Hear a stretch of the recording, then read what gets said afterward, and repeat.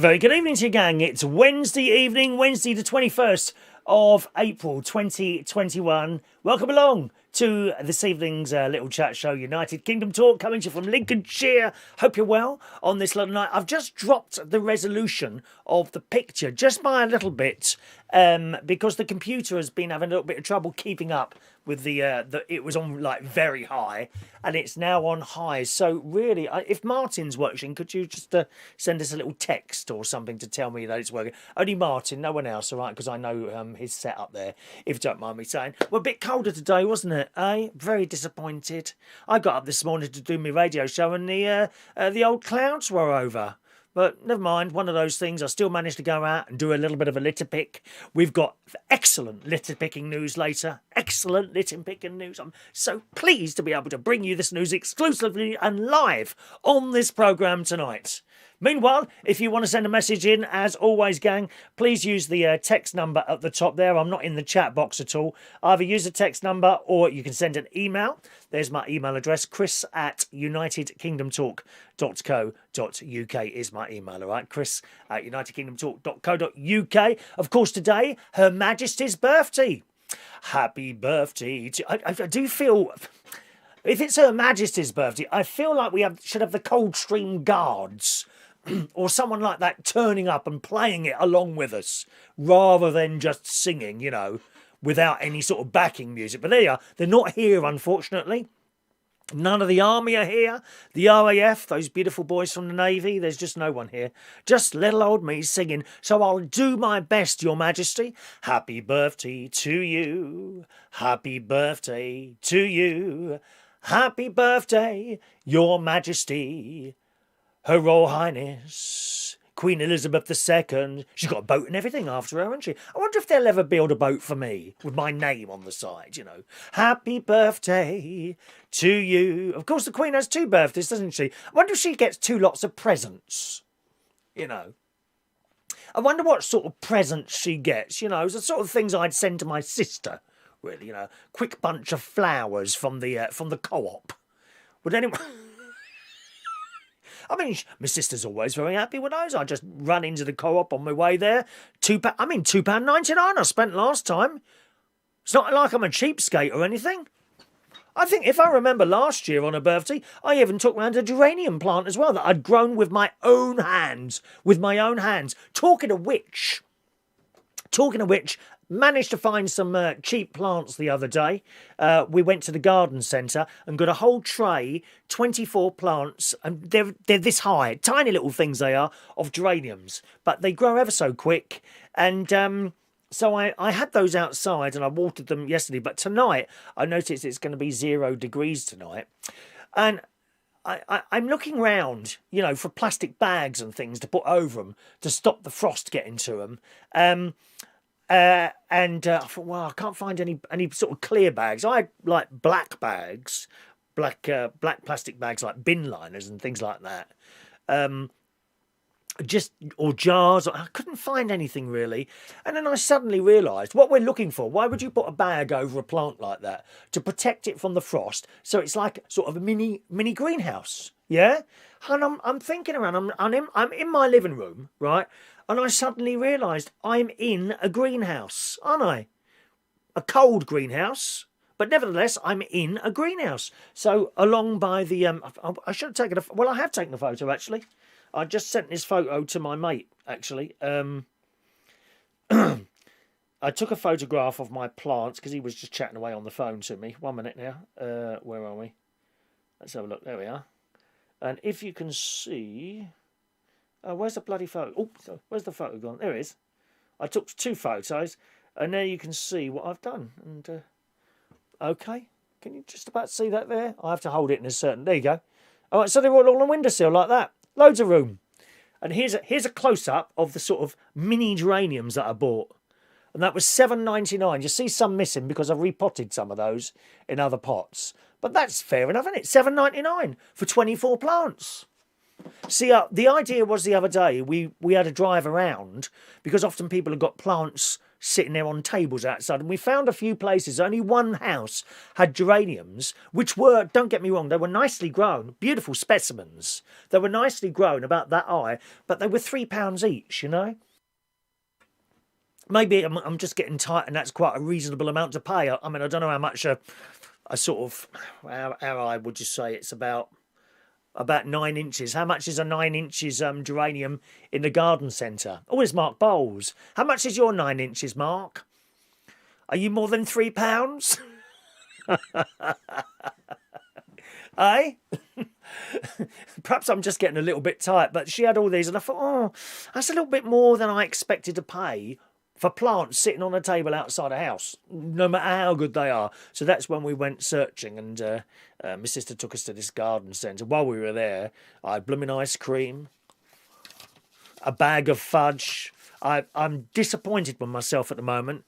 I've got back into chocolate. It's dreadful. Back into chocolate, really. I mean, I had some Christmas presents and Easter chocolate that my sister gave us last week on Tuesday when I got up here. But I've now started, when I go out, perhaps I want something, bit of shopping, I'll just have that little sweet, well, it's not little. You know, today I had, because I went to Asda today, I went to Asda to get some more Galveston. I'd run out of Galveston. £11 a bottle, that blooming stuff. Galveston Advance. Anyone have that? They got the aniseed one and the mint one. Oh, the aniseed is vile.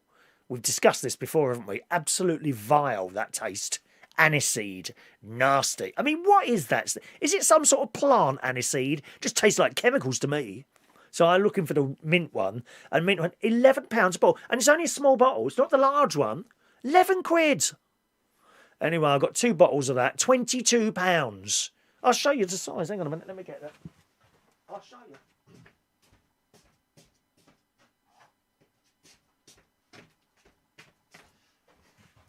Yeah, it's not big. Look, it's not big, is it? Look, I'll put that next to my head, next to this little thing of mints. Oh, I know. Well, you know how big one of those is. There, look, it's not that big. Look, it's not that big. 11 quid for that. Thieving bastards. Honestly, dear. Because mine had run out, and last night, I was saying on the radio show this morning, I made a big mistake last night. Went round to my nephew's house. We had the most wonderful time last night. Did something with the kids last night that I'll show you later. Got a little video to show you. And then my beautiful, his beautiful wife done me one of her dinners, which is just so delicious. Quite a lot. Like probably a larger dinner than what I'd normally have. That's not a complaint. Beautiful dinner. But I should learn. And then a piece of cake that Evie had made this cake. Great niece Evie, she's 8. She made a cake, and this big slice of that kind. I said to her, I don't think I can eat that as well now. She said, well, take it back. But you see, the cake's sitting here in front of me. I have very bad willpower when it comes to cakes and chocolate and crisps. So I ate it, and I knew. I got back in my car about 10:30.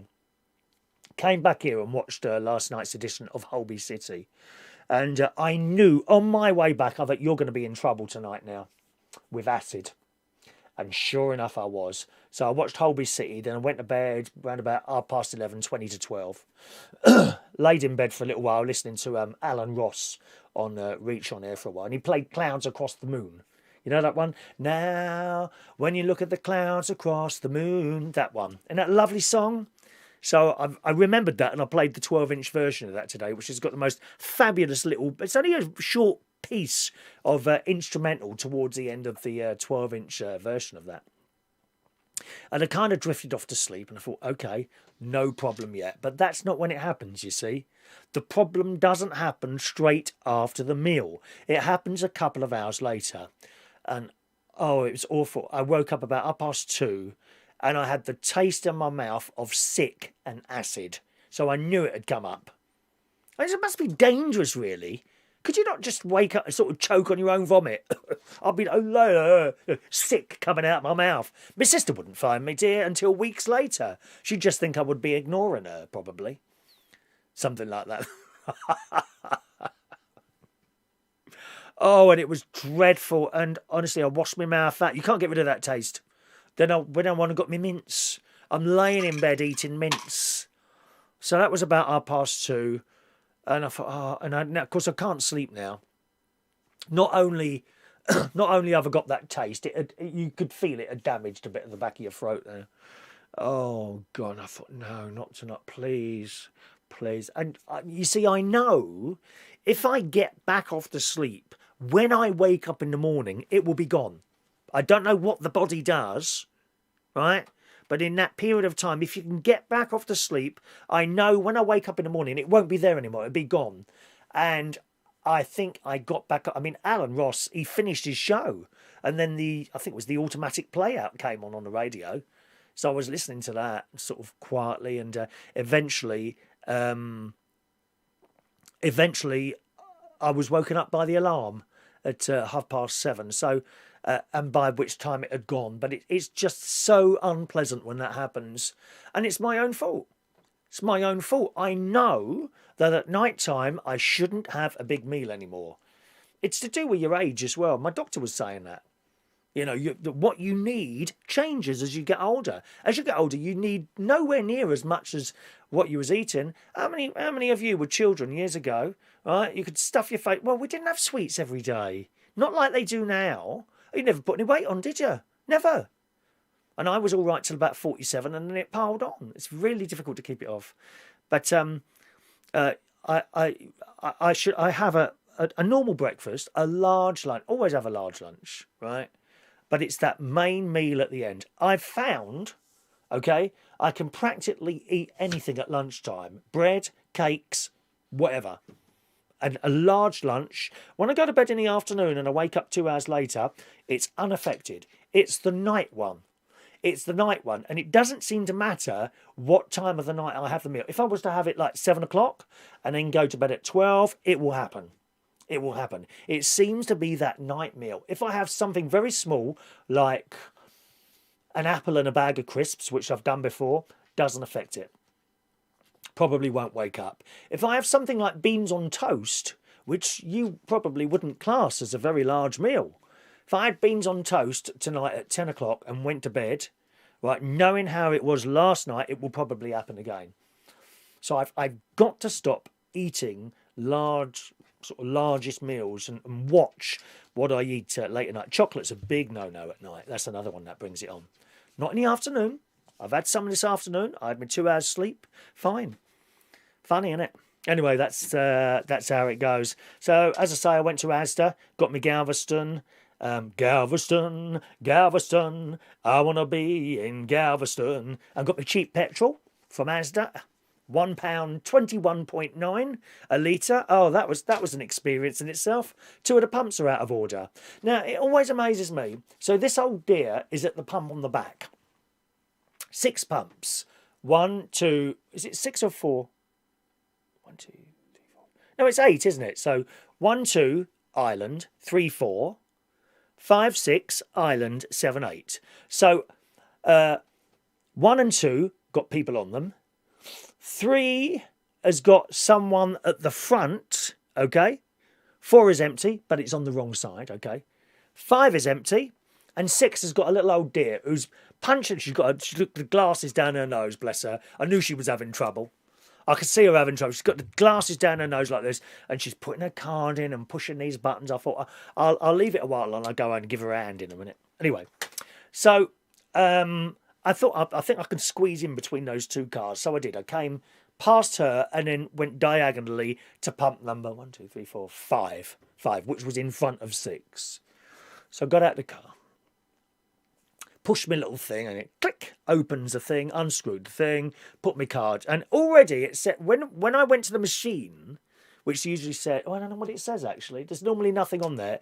It said, "Do not remove your card," and I thought to myself, well, oh, hang on a minute, what's this here? Okay. What was I saying then? Oh, I mustn't look at messages when I'm doing the show. I've lost the thread now. I must not look at messages while I'm doing the show. I've completely lost the thread now. That's it, on the machine. Yeah, the machine says, "Do not remove card." Well, I thought I haven't put it in yet. Strange. Anyway, I'll put it in. Nothing. Wouldn't work. Just wouldn't work. Oh, Christ. And then the lady behind me, I said, "You're right there. I'll give her a ring. I'll give her a hand, and then I'll drive around and see if the pump will reach on the other side, on the wrong side of the car." So I said to the little old lady, I said, "You're right there. You stuck there?" She says, "Yes." She says, "It keeps coming up as cancelled." I said, "Oh, I've got trouble with that one as well." She said, "Yeah, I couldn't get that to work either." And I thought, well, you've just seen me blooming pushing the buttons. Why didn't you tell me that? Well, I decided not to help her after that. I thought, why didn't you just tell me? You've watched me pushing buttons and putting my card in and out. Why didn't you just tell me? And I've come to help you. Anyway, I got back in the car, went round, and I parked sort of at an angle on number 1, 2, 3, 4, 5, 6, 7. So 7. 7 and 8 are free. So I've gone in 7, where the end of the island, and gone at an angle so I can stretch the pipe over, because they're not very long pipes. And I managed to get that £1.21 a litre. £54 to fill it up. Christ, 50 quid odd every time you fill the car up. But to be fair, I've only filled it up twice since October. This is for my little impending holiday, which is next week. So there you go. That's why. That was my day today. That was my day today. But unfortunately, while I was in Asda, I bought some more chocolate. Very, very naughty. Very naughty. Right, shall we read some of your texts there on the show tonight? Let's start with the emails for a change. I always miss out the emails, don't I? Hello to Danny Davis. Evening, Danny. He's on the radio, radiosouthend.com. He's on there. I think he's on in he was on this afternoon at 1 o'clock. He sent me a little picture there. Thank you, Danny. Too late for me to put any more pictures on here, Danny. I've got your other ones on the system because he's been on Tuesday to Thorpe Park and had a nice time there at Thorpe Park. Thank you, Danny. Okay, text time. Text time. Good evening to Rachel Wheatland. Evening, Rachel, you delicious, gorgeous lady. Hope you were there, my love. Hello to Mark Bonds, who says, "Oi, oi, stunner." I don't know if I'm very stunning, really. I feel the weight coming back on Mark. I mean, do you like fat old men? Do you? I mean, it's just a bit fat again. I can feel it round my waist. Feel it. A week of chocolate is very bad. Very bad. Good evening to George Bond this evening, who's got a new bed. Oh, we'll try not to break that one, dear. If you spent a little bit more time out of the bed, it might last a bit longer, dear. You know. Evening, George. Hello to Diane Jeb. Evening, Diane. All right. Hello to Ollie K, who says, evening, Chris. I notice a different intro. Nice variation. Yeah, that's the intro for up here. There's 2 different intros. There's one for down south, and there's one for up here in the East Midlands. All right, so that's the East Midlands one. It's 2 different intros, and you'll see at the top there it says Lincolnshire instead of Berkshire. It's all very professional, Ollie K. All very professional. Evening to Danny Davis. There he is. We are watching this evening for our pictures, which will be coming up soon, Danny. Evening to Gary Ross. Good evening, sunshine. It wasn't too much sunshine today. It was all right. It was all right, you know. Alan Ross is in the house. Evening, Chris. Just saying hello. Got you on in the background. In the background? I don't feel like I'm a background type show, Alan. Can you not wait to do your preparation for your show until I've finished mine? I mean, I know I drift off while you're on, but that's just because of the time you're on. It's time for my little Betty Bye-Byes. I can't stay up till 3 o'clock in the morning and do a worldwide famous radio entertainment huge super show for you, better than Capital Radio and Alan Hart put together. Hello, Roman Kemp, who keeps ringing up, asking me to move my show to 10 o'clock because it's interfering with his. Taking away all his listeners. I'm sorry, Roman. You may be a pretty face, but have you got the talent? That's the question. Have you? Of course he's got the talent. Hi, Roman. How are you? Fancy being gay? Anyway, got you on in the background while I'm trying to prep my show. Good evening to Alan Ross. He's on tonight on the radio. You're on a button now, Alan. You're on a button. Look. You're on a button now, mate. Look. That's how popular you are now here. You're on a button. I just push a button and you come up like that. Do you want me to do that? Look. Are you ready? Look, you're on a button, mate. You've made it. Evening to Jason Hughes. Got a queen cake from Greg's earlier, but ate it myself. Oh dear. Hello to Andy. Hello, Andy. My partner has acid reflux. She suffers terrible with it. She's on stomach tablets now to keep her food down. I feel sorry for her now, as she can't eat what she used to eat. Yep, and that's the way it is.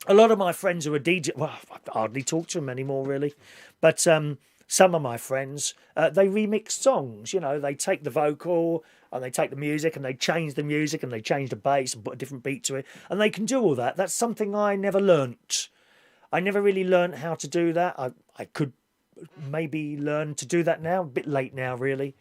But I'm saw some young person who does house remixes and things like that. If I had a little bit of money behind them, I'd say, look, there's a hymn there. Can you try and house that up for me a bit and see how it came out? Not sacrilegious at all. We're not like changing the words to something awful like some of those rap songs have. My favourite song at the moment, incidentally, in the charts is Peaches by Justin Bieber. I love that song. There's something about that song that's really nice. And the thing is with the Justin Bieber, the recent Justin Bieber music, it's quite soulful, isn't it? It's got a proper melody to it. And so many of the tunes, certainly during the 2010s, it was just awful. Terrible time for music, I thought. Was it the 2000s or the 2010s or a bit of both, really? Funny, isn't it, really? So the Queen. 95 years old today. She's marked her first birthday without Prince Philip. And many of you have lost loved ones, perhaps your other half or a parent or, dare I say, a child. I mean, that must be the worst thing to lose a child. My aunt, Auntie Brenda, I talked to her. I was just talking to her before the start of the show tonight. She lost a child years ago, Michael, my cousin Michael. He had Crohn's disease and he had to keep going in for operations. This is what people with Crohn's disease have. And in the end, he decided he didn't want any more operations and just went on the drugs, one of which was steroids. And he had a brain bleed and died, apparently caused by the steroids. From what I understand, I'm not sure I'm 100% right with that, but apparently these steroids cause some sort of brain bleed, and that was it. And to lose a child must be, well, I mean, I hope none of you ever experience anything like that.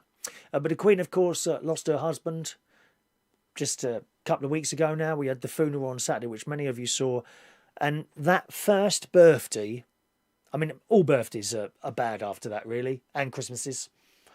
There's not a birthday or a Christmas that goes by without me thinking straight away of the wonderful, wonderful birthdays and Christmases that my mother and father created, both for me and my sister.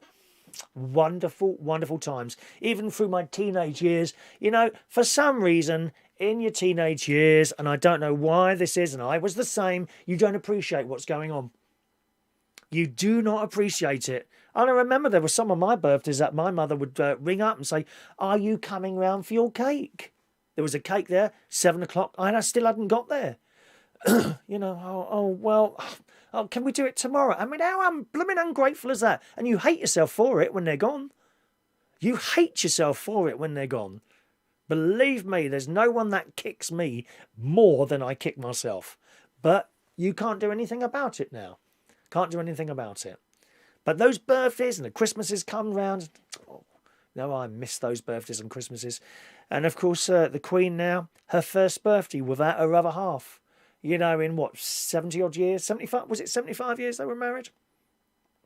The Daily Mirror's take on it, the Queen's 95th birthday comes as she mourns the loss of her husband, Prince Philip, with traditional gun salutes at the Tower of London and Hyde Park Council. They didn't do any of that this year. Didn't do it all. It was her first birthday without Prince Philip, of course, in 7 decades. I expect she probably went to the chapel, and I don't know how that works. I certainly go to me mum and dad's grave usually for the birthdays and around Christmas time, and for mum's anniversary and mum's thing. So maybe she did that as well. Went into the Windsor, the chapel. What's it called? St George's Chapel. Sat there for a while, because he's in there, isn't he? He's in there. The world's oldest reigning head of state is expected to stay at Windsor Castle today. So, I mean, if she was there will be no public celebration, unlike on her official birthday, which is marked on the second Saturday in June. The tradition of monarchs having 2 birthdays dates back to 1748, when King George II moved his big day to the summer so he could enjoy a huge parade. Perhaps that's what I should do. That's why there's no parade for me. February birthday I have. Too cold to do anything. Can you imagine if I said, well, we're having a nice little birthday party in February. We'll have a tea party. No one would turn up. No one would turn up, would they? Too cold. Oh, not coming out. It's too cold. The gun salute that normally takes place at the Tower of London and Hyde Park have been cancelled in honour of Prince Philip, who died on April the 9th at the age of 99. So wonderful, really. I mean, happy birthday to you, Queen. You know, and that's all we can say about that, really, isn't it? Happy birthday to Her Majesty. Wonderful. All those years, God. But to lose someone and then, you know, you've got other family and children, perhaps, and all that business going on, and aunts and uncles, and sisters and things like. Well, she hasn't got a sister anymore either, has she? You know. But to lose that other half, she'll never enjoy her birthday, I don't think, again. She may put on a face and show, but it's just incredibly sad, isn't it? Incredibly sad. Good evening to Fran Green, just joining us there. Good evening to you, Fran. Hope you're well on this Wednesday night, on this cold Wednesday night. Don't worry, my geraniums are in the house. Nice and warm now. And hello to Clarissa. There's Clarissa there. I lost my son when he was 5 months old and lost 2 more through miscarriage. You know. Obviously, I'm not a lady, Clarissa, but I would assume having a miscarriage is just like losing a live child. Would I be right in sort of thinking that? Please correct me if I'm wrong, because I don't know. I'm not a woman.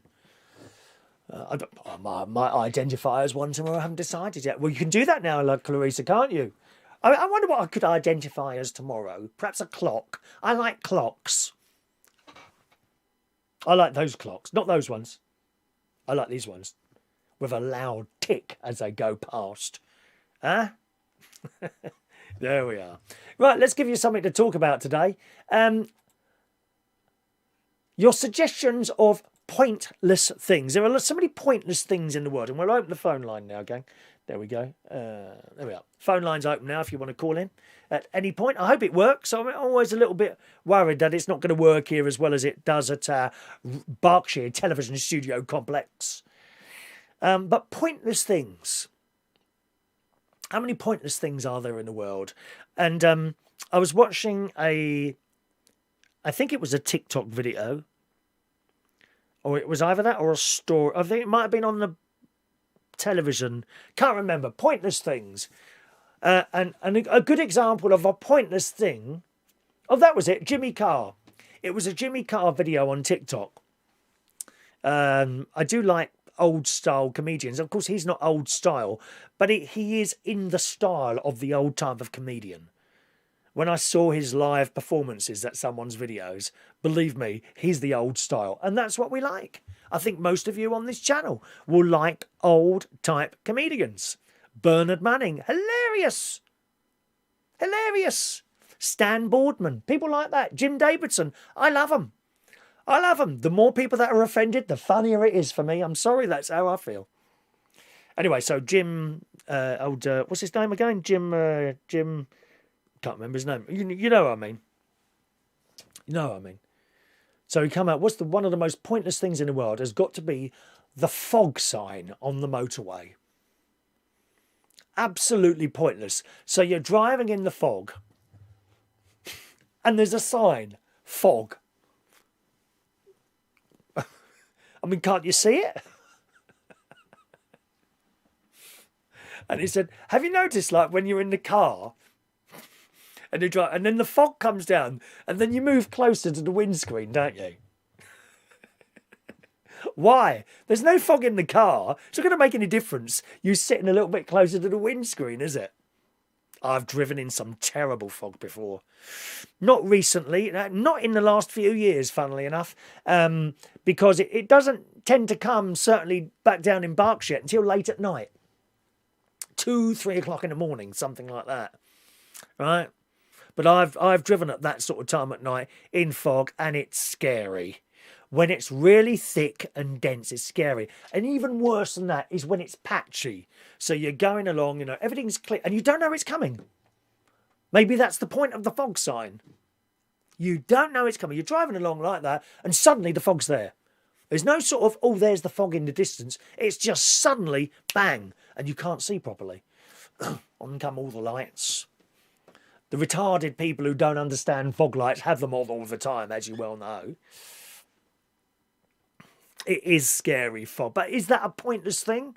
You can call in. What pointless things are there around, do you think? Give us a call if you want to, 020 8144 3477. If you don't want to call in, that's fine as well. You know, we don't worry too much about phone calls. Believe me, I can sit here for 2 hours and do no messages and no phone calls. That's not a problem to me. But if you want to, it'd be nice to talk to you. 020 8144 3477. Pointless things. Or send your text in. 07451 287 337 on the text there. I found a list of useless things on the internet on a news24.com site. How about these? Those little toxic scented trees in cars. Also, new car smell spray designed to emulate the heady scent of volatile organic compounds off-gassing from a vehicle fresh off the factory floor. I remember once I bought a new car 25 years ago now, a Golf. It was a Golf, lovely car, it was green. And I'm sitting there for the first time and the lady takes you out. Where did I get this from? Walton-on-Thames, I think it was. Walton-on-Thames VW. So she's telling, I'm like, oh, I love that smell of new car, don't you? She said, you know, everyone says that. And then I tell them, oh, it's the smell of all the compounds and all the chemicals and the glue that they've all used to hold it in. Usually at that point, everyone starts opening the window.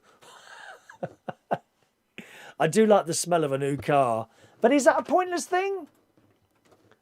The trouble is it don't stay very long, does it? Couple of weeks in your new car and then the smell's gone. Wrapping paper, now I'll go along with this one. This year, for Christmas, for the first time, I wrapped my presents because I don't see the point of it. Wrapping paper. You, as a mum or dad, or an uncle or auntie, probably go out, or a brother or sister, I expect you go out to look for wrapping paper. And there you go. Perhaps you're wrapping up a football for a boy, maybe, right? Oh no, a football for a girl or boy. Oh, Christ, that's upset all the people who want to identify as other people now, or buy gender linear things and all that stuff. Anyway, yes, so you got your ball, and then you go out there, oh, what can I... there's some wrapping paper with pictures of footballers on there. And you get it home, you put it on there, and you wrap it up, and you look at that, and you're proud of that, aren't you? You're proud of the way you wrapped up that football. And then there's a little girl. What's your little girl want? I don't know. My Little Pony, maybe. Something like that. My Little Pony. So again, you've got the box, and there you are. I need something to... And then you see it. Wrapping paper with unicorns on it. Wow. And you get that back home. Put it on the table there. You wrap up that little thing with a unicorn, and then there you are. So you got the footballers there. And you got another parcel, all wrapped in unicorns. Now, I have a question to ask you now. Christmas comes, you take those Christmas presents or birthday, whatever it is, down to the child. How many times has that child said to you, oh, what nice wrapping paper? Have they ever noticed it? No, they can't wait to get into the box, dear. They're not bothered about a piece of paper that you've just spent. You bought the good quality stuff from Waitrose. £1 a sheet? God's sake, man. Absolutely pointless. This year I did do it. I think I did it this year because I had so much time, because they didn't get them till last week. I did do it this year.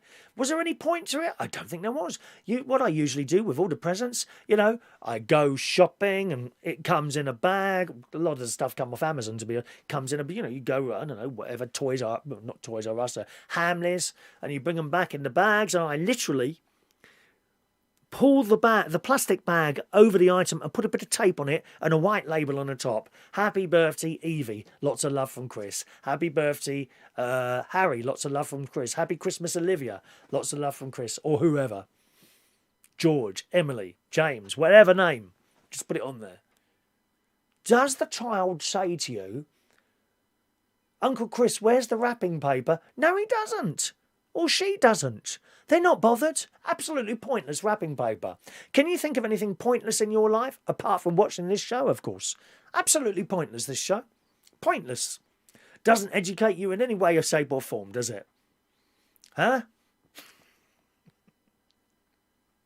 Are you still buying rolls of the stuff, it says here? Get your text in. Let's have a look at these two texts that are waiting for me. Mandy Davenport. Hello to Mandy. She's had her second COVID jab today. Morning to you, evening to you, Mandy. Vera Taylor. Hello, Vera. She says, it's even worse on the subject of the cars when you don't have anyone to follow in the fog. Well, you shouldn't really do that. You know that, Vera? You shouldn't be following people in the fog. Very dangerous. But I know where you're coming from. I know where you're coming from. You actually don't realise, I don't think, how close you are to that car in front when someone's going in fog. Any time I really followed someone was 25 years ago. I was doing a job in Norwich, DJ job. And I left and there was snow forecast. And the bloke says to me, do you want to stay at my house? He said, because there's a bad weather forecast for fog. And I'd be fine, that'd be fine. It wasn't snowing. Okay, so off I went. Let me tell you, within 5 minutes, the snow was pouring down. And it came down so much, I couldn't see the road. I'd come out of the city. And I was in open countryside now, fields either side. I couldn't see the road. Seriously, it was just white. But what I did see in front of me was a large articulated lorry. And I don't think you're supposed to do this actually, but I literally wasn't difficult to catch up because he was going slow as well. I caught up with it and I literally drove in his tracks. And it took, I think I left Norwich at 2 o'clock and got back at like 6:30 in the morning. That's how long it took. It was awful, awful. Frightening. I don't think you're supposed to follow anyone in a thing there. Danny Davis says, big boxes with large amounts of packaging for small items from Amazon is absolutely pointless. And it happens all the time, doesn't it, Danny? I've had boxes like this with tiny little boxes like that of, not mints, but something in there. And literally the whole of the back of a car. It's just normal saloon car. And it's just packed with stuff all on the back seats and in the boot. They work hard, those Amazon delivery drivers. Anyone do that? Anyone do Amazon delivery driving? I looked at that, actually. Andy says, I remember my old mum. She also used to say, Andy, you play more with boxes than the toy inside. So one Christmas, she wrapped up an empty box. When I opened it, my disappointment, my face. Is that right? You poor thing. Anyone else suggest anything pointless that you can think? Have a look around. Can you see anything pointless? If you want to send a tip, there's the PayPal there. Okay? Just in case anyone wants to do that. I just put that up a couple of times during the show. Teddy bears or dolls? It says, obsessive, creepy collections of teddy bears or dolls or owls or anything with glass eyes that stares at you en masse. Now, it says glass eyes there.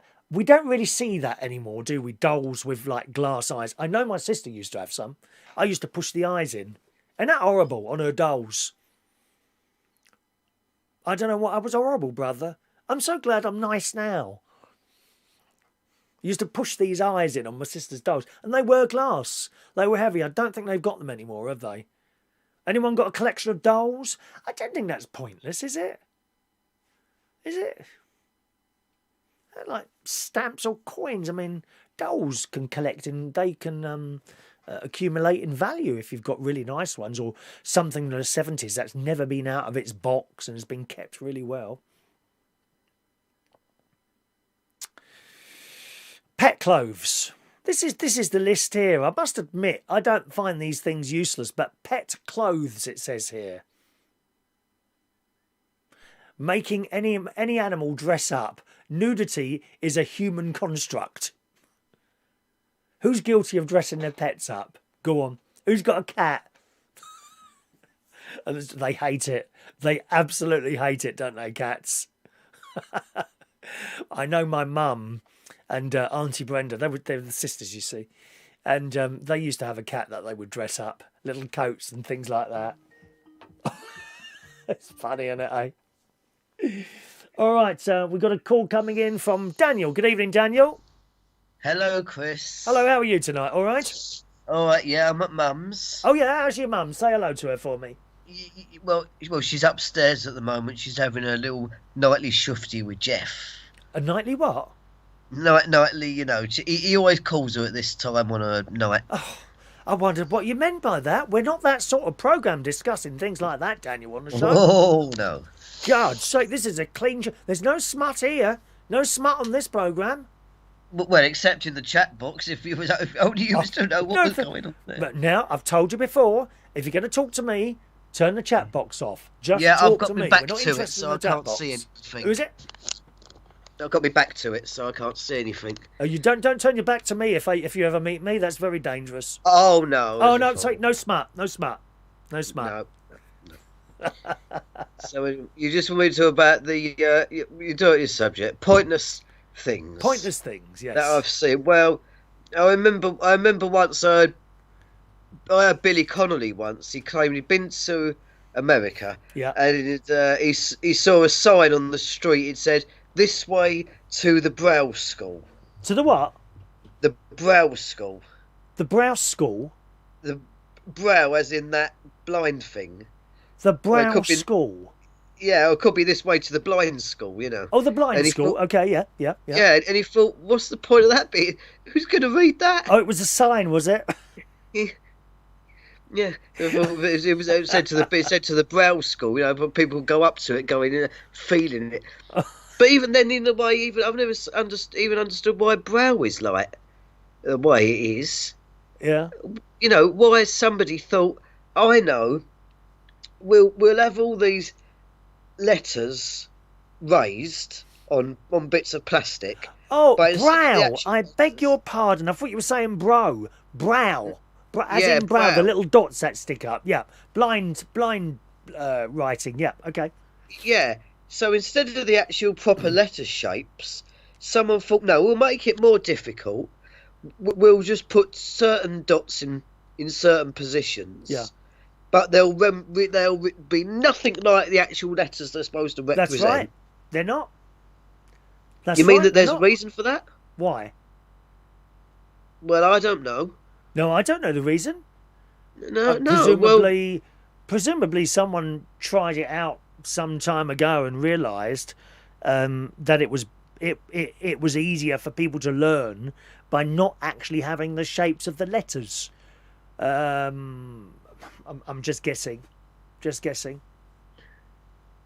well, sign language is the opposite, of course. That's another thing. I mean, I always wanted to learn BSL, Right. British Sign Language, and then you see them do it on these Deaf Pro, like "see here," for instance, and that, and you go on there, and you think, what the. I mean, I've just got a lot of them signs. They don't resemble anything like. No. I mean, if I actually go so far as making my own sign language, Oh, do and you? that mean, and it's more than just two fingers. I can tell you that. Are you sure? Oh yes. You see, I think Braille or sign language, I suppose it's just the same as learning another language, but just in a different way. And some people maybe can't do it. You know, I know there are people out there, probably some of you watching the show tonight, and you think that anyone can do anything. I'm not a believer in that at all. I just think some people can't do certain things. You know, there are people that are good at some things, and there are other people that are good at other things. But not everyone can do everything. I don't believe that. Oh, no. You just have to find what you're good at. I mean, 58 years old, I'm still looking, dear.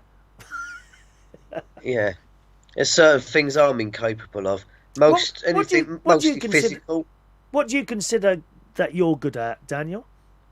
What am I good at? I think I'm good at being. I think. Hang on, let me think. How do I put this? How do I put this in the best way that people can understand? I think I'm good at like. Perhaps I am actually good at communication, but not always in the oral sense of the word. Right. You see, there's a lot of people think that it's always got to be about what comes out the mouth is the big communication, and it's not. Okay. A lot of it is what you see, and the way that people like. A lot of it is visual as well. Communication. And do you think that communication? You say that. I think you're probably right because you was a bingo caller. Yes. Now that's got to require good communication. Some people. I think it very much depends who's doing the bingo calling. Some people wouldn't be able to do that, and you see it on YouTube. You see it on YouTube channels as well. We were watching one the other night at my sister's house. Can't remember what it was, but we were watching this couple on there, and they were nice enough couple.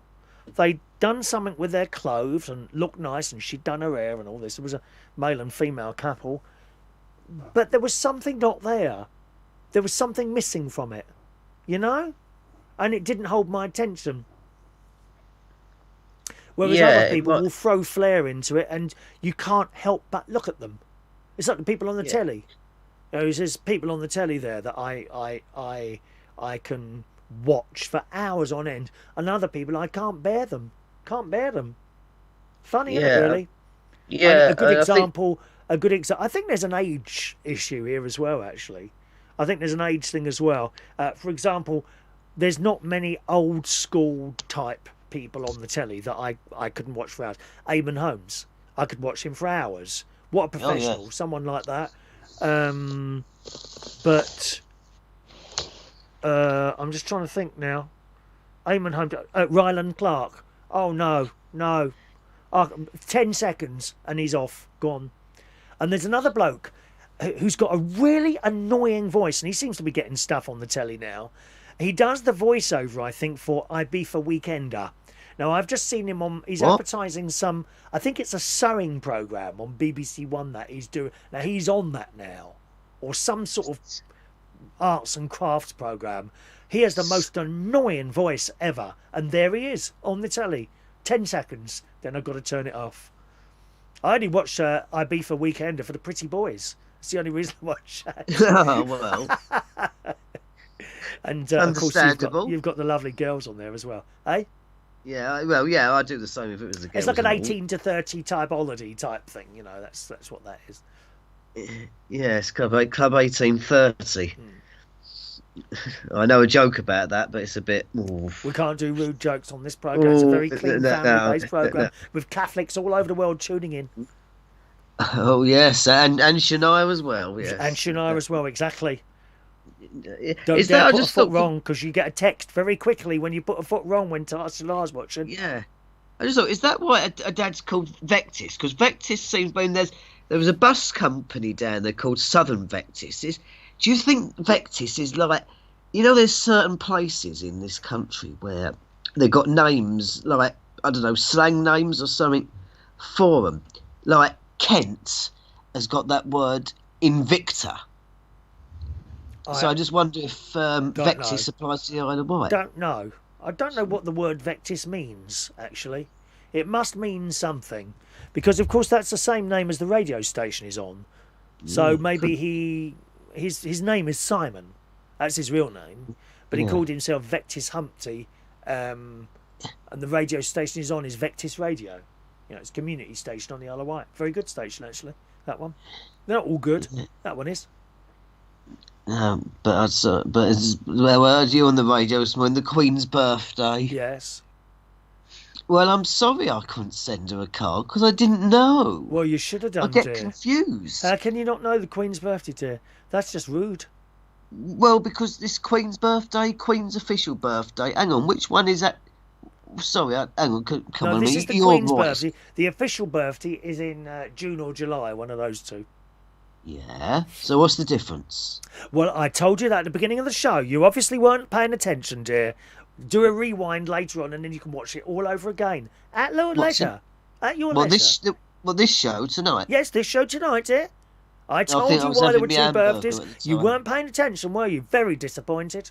I was Just a having my moment. hamburger at the time. Very, very disappointed. I might have to send round charity shop Sue to deal with you, my dear. Oh, who's she? Charity shop Sue. She's on TikTok. Look her up. She'll sort you out. Rachel and her. Charity shop Sue. Hilarious. You don't Right. want to muck around with her, mate. All right. If you know her, Rachel, just tell me. I'd like to know. I've got to know who these people are. Oh, go and take that call. I'll see you later. All right then, Chris. Thanks for calling, Danny. Okay, Pleasure as see you, always. Chris. Yeah. There's Daniel calling in there from Romford in Essex. Couple of messages. Danny Davis says, we put a tea towel on our dog's head, called her Mother Carnia. Don't you mean Mother Teresa?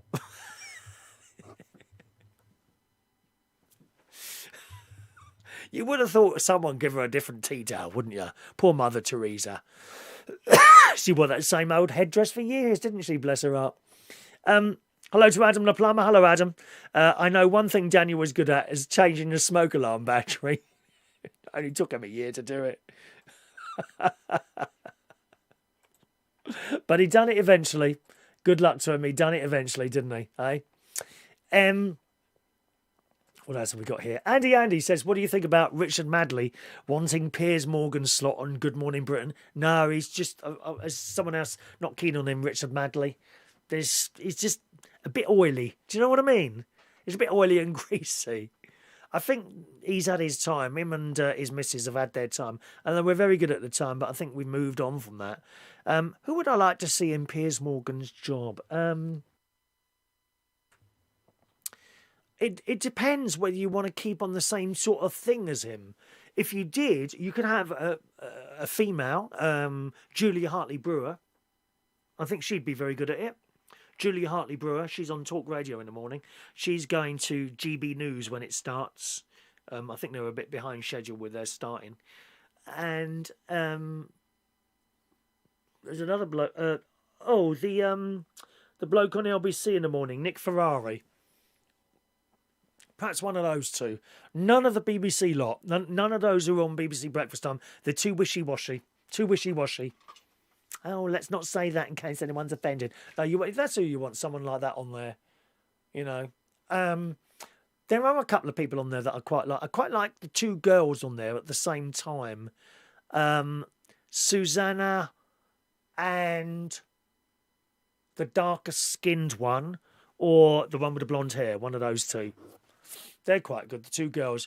The blokes on there, I'm really not into them. Ben Shepherd's one of them, and the other guy with the darker skin again. Those two, no, they're not doing it for me at all on Good Morning Britain. But I usually just sit there and watch YouTube videos. Really, during the morning. A couple of Dragon's Den, and then I'm in here getting me a radio show ready at 9 o'clock. Next week, of course, I'm on holiday, gang. Just let you know, no shows from Monday next week. Okay, there won't be any video shows at all on Monday, Wednesday or Friday. Okay, and there will be no radio show from me Tuesday, Wednesday, Thursday, Friday. The Monday one will be there on Monday morning. Tuesday, Wednesday, Thursday, Friday. That won't be me. I expect someone to grab those slots quickly. I might have done it already because I just released those earlier on. Alrighty, well, there's our little pointless things all done. Now, I've got some pictures to show you. Some pictures to show you, as sent in by young Danny Davis. Now, Danny Davis, he's just started his radio show now. He does a radio show on South End. Is it South End FM? One minute. South End Radio, which is like a community-based station, which is fine, you know. The only thing is he does voice tracking. Now, voice tracking, which I explained to you before, is when someone goes in, they're not there while the show's on, okay? All they've done is gone in and recorded little bits of voice. Someone then goes in and slots in these little bits of voice in between the songs. And I think he said for every hour that they're on air, he records about 2 minutes of voice bits. They are called links. The bits in between the records are called links when the DJ or radio presenter is talking. You know I do long links. That's why I could never be on the BBC or commercial radio. My links are too long. I wouldn't survive. I can't be doing that constraint business and told what to do and say all the time. I would find something like that extremely boring. Really boring. That being said, Danny goes in and does it and gets paid. And he gets not huge amounts of money, but he gets paid for every show that he goes in and records these links. So it's worth doing. Is there any enjoyment in that? Would there be for me? No, none. No, because I want to be sitting here with you while I'm playing the tunes. I want to be watching those tunes. I like to live a little bit, when I'm doing this sort of stuff, I like to be a little bit on the edge. Never quite sure what's going to happen next.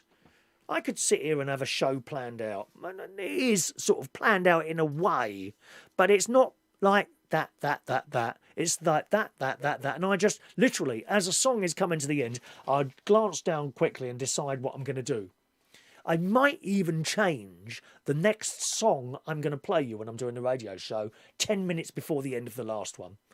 Or even while I'm doing my little bit of chat, when I'm talking to you, talking about a news item or perhaps something that I've been up to, even while I'm doing that, I'll glance up at my list of songs and I might change it at that point, suddenly. That's just me. Voice tracking, you just send in your bit. It would be boring to me, but he gets paid for it. Anyway, him and his other half, they went to Thorpe Park, which is in Chertsey in Surrey on Tuesday this week, and he's been kind enough, at my request, to send some photos in. So let's have a little look at these. Here we go. Some of the rides.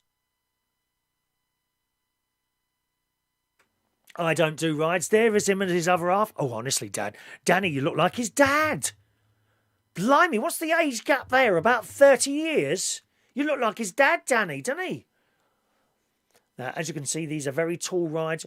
Is that the vampire ride? I think that might be the vampire ride. You won't catch me going on any of these rides. Oh, I mean, look at that. Why, oh, why would anyone want to go on that with the thought that they might actually die? I don't see the point of it. I don't know what that bit is there. That's going along to a ride of some sort. Oh. Look at that. Do you know, that reminds me of the RAF boys. And I'll tell you why that in a moment or two. And there they are again. He's ever so nice, your other half. I don't know what he's doing with you, Danny. Doesn't he want to go out with someone talent and good looks and a little bit of money behind him, like me? Drop him off at the caravan, dear. I don't usually fancy other gay blokes, but he's all right, isn't he? I know, terrible. All right. Has he got a lot of gel on his hair in that one? Make it sticking up like that. So thanks so much, Danny, for sending in those pictures of Thorpe Park. When I showed you that roller coaster ride that goes like that, reminded me, as you know, where I am here, we're very close to an RAF base at Coningsby, where the pilots go up and do these practicing in these very, very fast planes. Very, very fast they are. And I often see them flying over here and they go, shh, it's so loud. Seriously, it's really loud. These things come along and they turn like, and they're on the side like that. The other day I was down by the river. I think I told you. And this one was coming in really low. It's because they land. So there's where I pick up the litter along the river. And then on the other side, quite close, is the little, what do you call it? The base, the airport, the base. They come down like this. And then by the time they get to the river, they're quite low. All right. This one's come down like this. It's coming lower and lower. And for some reason, I waved. I mean, what's that sad old gits waving at me? Why is he waving at me? You know, this thing's come down like this. And then for whatever reason, he's then gone, and the noise, so loud. He's gone back up again. And out the back, where the, I don't know, exhaust is or whatever it's called. It's white. It's white. And flames you can see coming out of there while this thing's going back up into the air. And the roar makes you proud to see something like that. Well, today, something completely new. And I've seen them in formation, 3 that look like they're really close together, flying in perfect harmony. Perfect harmony. Today I saw something much different. Wow. I mean, I was gobsmacked. This plane, I was here in the caravan site. I was just leaving the caravan site to go on a little bit of a litter pick. This plane's coming towards me, and suddenly it's going like this horizontally, and suddenly it's gone straight up, literally straight up like that. And while it's going up, it's twisting around like a corkscrew, like that. It's going up like that. I was amazed. Amazing. It disappeared into the clouds. It's been a bit of a cloudy day. And then the next thing I know, it's coming down like this towards the ground. I thought, oh my God, is he going to be able to turn back up again? He's coming straight down like that. And then he did 2 loops. I can't tell you how excited I was watching that today. But the way, the power in these RAF, I don't know what planes I don't know what they're called, but the power in them as they go up in a straight line vertically like that, twisting as it was going up like that.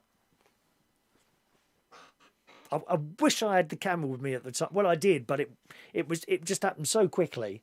It was all over in 20 seconds, and then down, and it went like that, 2 loops, and it's coming down and went, and then straight down, like literally like that. Won't do that in a jumbo jet, will you? Well, I hope not. Anyway, the next time I get on one, God knows when that'll be. Alan Ross sends in a message. I know you've discussed this before, but voice tracking is the work of the devil. How can you have any listener interaction? And that's where I'm coming from, Alan. That's exactly where I'm coming from. Yeah, absolutely. It's boring. Boring for the presenter as well as the listener. Well, the listener, Danny says people don't know, and he's quite right. He's quite right. People don't really know that there's no one in the studio. You will find an awful lot of programmes, especially those at night. Oh, let's take a phone call. Who's this now? Hello, who's that, please? Davis. Oh, hello. sorry, Danny, just put you on there. Who's that, please? It's Danny. Hello. Oh, hello, Danny. How are you? All right? I'm all right, thank you. Are you? It's Danny who sent the photos in. Oh, We're talking about voice everybody. tracking. Oh, yes. Yes, voice tracking. 2 minutes. 2 minutes for the hour. 6 Yes. links an hour. Yeah. And I slot them in myself. I know where they're going to go. Oh, so you that's do why... it too? Oh, I thought that was a technical bloke did that. No, what I do is I have the hour in front of me on a computer screen, Right.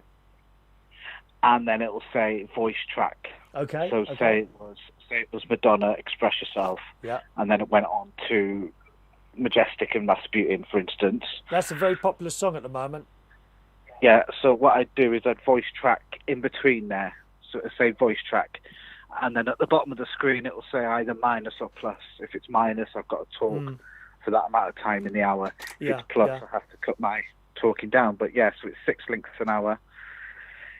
Yeah, we do get a bit of interaction, but How do you get interaction? You're not there. we do get interaction. How? So what happens is they get... So if there's a text or an email or whatever from the last show, Yeah. they'll give it to the next presenter. But you don't do it all on the same day, do you? No. So I went in at 12 midday today, right, and then I got told, well, the afternoon presenter's not well, could you cover it? right. So that's why, I did the links for today in, 40 minutes? 40 minutes to an hour? So we did 40 minutes to an 18 hour. links. How many shows 18 did you links. create in that hour? One show. It took you an hour to record 6 minutes of audio? No, it took me an hour to record 18 links, because I kept fluffing them up in... That's the good thing about... I'm not being funny, Danny. We can have a good conversation about this. Not being funny, but you re-recorded them because you kept fluffing them up. That's part of it, though. It's the human element where we get it wrong sometimes. I mean, I've yet to do anything wrong in any of my YouTube shows or radio shows, but I expect I will at some point, and that's kind of part of it. What did I do this morning? I made 2 errors this morning. One, are you ready for this one? Oh my, it's terrible, Danny, terrible. I spoke not over the song lyrics, over the jingle lyrics. Even worse. I heard you. Even worse. I spoke over the jingle lyrics. And in my mind, there's nothing worse than the DJ talking over someone singing or other speaking. It's just and it sounds stupid, right? So there was that. And then I've got a bad MP3, funnily enough. David Bowie, Let's Dance, okay? What's happened somewhere where I've converted it from CD to MP3, and I don't know how it's happened. I've got the first 20 seconds or so of it plays, then it stops, and then starts again. All right? I heard that this morning. Right. It was very funny. So You made the joke about it saying the intro's that good, we'll have to do it again. Yes. But then I remembered that actually this happened up in Bracknell in Berkshire, and I said then that I would fix it, and I did fix it. But I'd already got all the music, because I have to, I take the hard drive with me, you see. So I copied the hard drive. I'd already copied the hard drive with the old one on it. So next time I go home again, you see, I'll update the hard drive again, and then it will be fixed. But it wasn't fixed in time. So 2 errors today. Can you believe it? Now, you won't have any errors on your show. There won't be any errors. It will all be perfect. And that's boring. It's just like me, perfect. No, well, you would think so, wouldn't you? But unfortunately... But if you try... Because one of the things I couldn't say during the 3 o'clock hour is Essex Traffic and Travel Control Centre. If you try and say that, it's very hard. Essex Travel... What's it? What do you want me to say? Essex Traffic and Travel Control Centre. Essex Traffic and Travel Control Centre. Yeah, but you try and say that in the Essex amount of time Traffic and Travel Control Centre. Well, perhaps you've got a speech impediment or something like that, dear. How have you managed to get on the radio? I fluffed it up so many times. Have you got an iPhone, a large iPhone? I have. Do try and stay in front of the microphone, dear. You keep moving it around.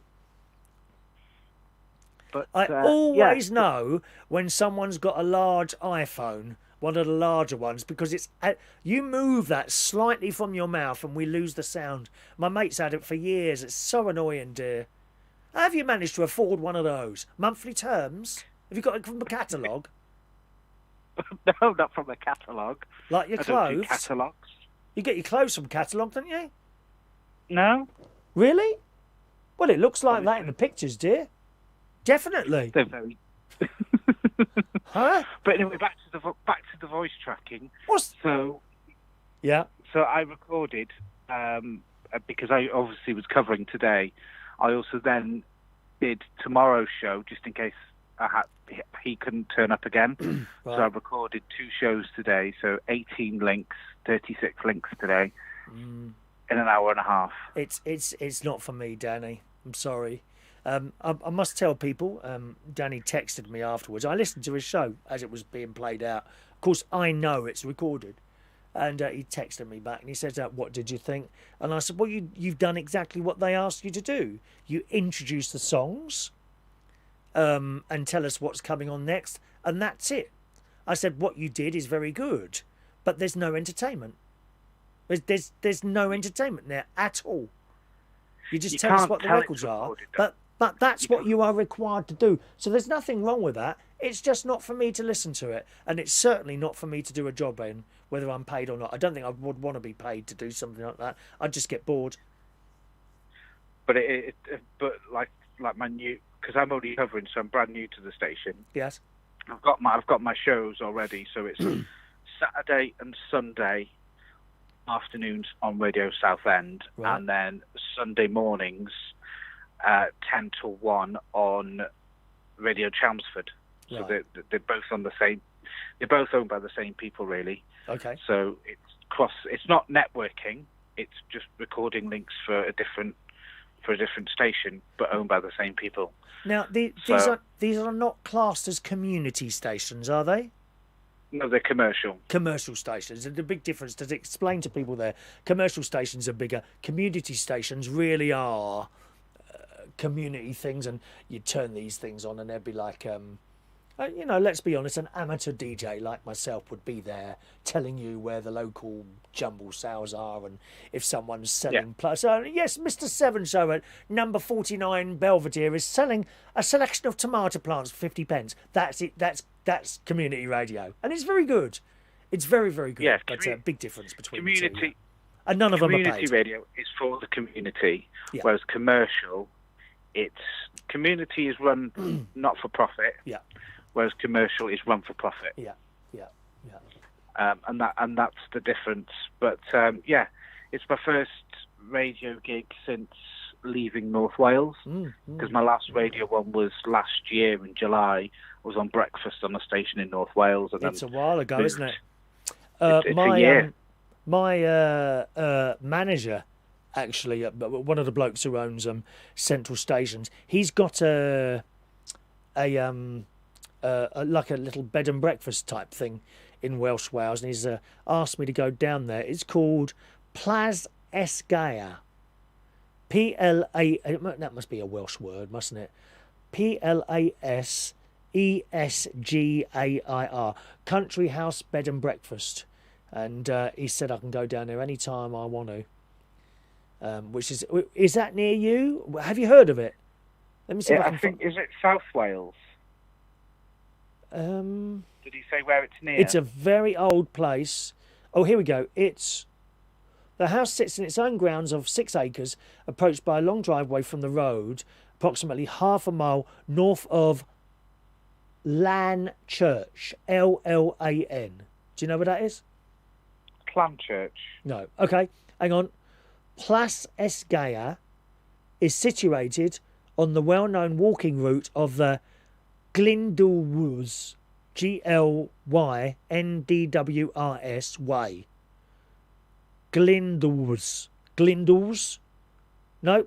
Glyndwr is North Wales. Oh, it must be North Wales then. It says, and the Cambrian way. Cambrian way is North Wales. No, yeah. So it's North Wales. That's quite far for me to drive, isn't it, there? Yeah, because when I used to, from where you are now, when I used to do some gigs in Lincolnshire, in Lincoln itself, in a club in Lincoln, it used to take me, I think it was about 3 hours. Oh, from Lincoln? To get from Lincoln back to North Wales, Chester, right. North Wales. It took me 3 hours. It's probably slap bang in the middle of Berkshire and Lincolnshire, then, I would imagine. Yeah, because obviously if you go when you go to Lincoln, yes. you have to go through Manchester, round the round Manchester itself, over the Pennines, not over the Pennines, through Derbyshire, through the Peak District, and then down the M1 towards Lincoln. Alan, I don't know if you know Alan Ross. I've managed to catch him sometimes. Yeah, he does 12. He does 12 till 3 every day except Thursday into Friday. That's midnight to 3 a.m. every day except Thursday into Friday.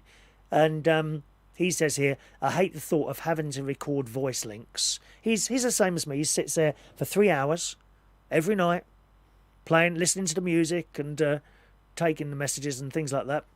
Don't always get loads of messages, same as me. We don't always get messages. That's pretty irrelevant, really, to be honest, sometimes. I hate the thought of having to record voice links. I sometimes say things from the song which I wouldn't be able to do if I didn't actually hear the music. I make so many mistakes, but that's live radio for you, you see? And that's what I'm saying to you. You miss that. If it's all like perfect and shiny, that being said, there's plenty of people who listen to Heart and all that sort of thing. There's loads of people that listen to it, but it's just not for me anymore. Perhaps that's because of my age. But you can, because I've worked for some stations, as you know, and 90% of the stations now, are voice tracked. We are You aware can of tell that. We're fully aware of that. We're fully aware of 90%. that. But you've taken away the creativity of the DJ. These people that own these stations have completely taken away the creativity of the DJ and just want 10 seconds of that was, this is, the time is, the station name is. That's all they want. Because they make more money off the advertising, so they want to get the songs done. And they want to get the adverts out, and that's what pays their bills: the gas, the electric, the water, and the DJs. Is the money coming in from? You look at the big national stations you've got now, like Heart, Capital, Greatest Hits. The owners of these are Bauer and Global. They're multi-million-pound companies because of the advertising that they bring in, and that's the reason why they're so successful. And Heart, Capitals, and all these are popping up all over the country. Successful as what? Successful is in making lots of money. Is that success? Yeah, that's successful because they're making the money out of it. Is that the be-all and end-all of it, making lots of money? Because let me tell you, the football people have just mucked up big time. Big time. The only way it's a success, in the way that I see it as a success, is because they've done what they needed to do.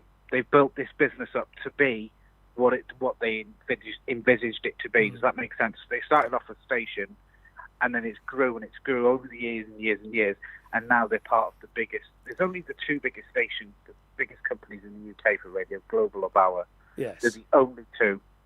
So you either listen to Heart, which is a Global, or you listen to Greatest Hits Radio, which is Bauer. And they're the only two companies in the UK now that have mega money. You can't compete with them. You can't compete with them. And the sad thing is, people have got used to it now. So they like what they've heard, but they don't realise what they miss because they're not getting it anymore. It's difficult to explain, really. As I say, maybe it's just an age thing as time has moved on, and people actually don't want someone to try and at least try and have a little bit of a laugh with them on the radio in the morning.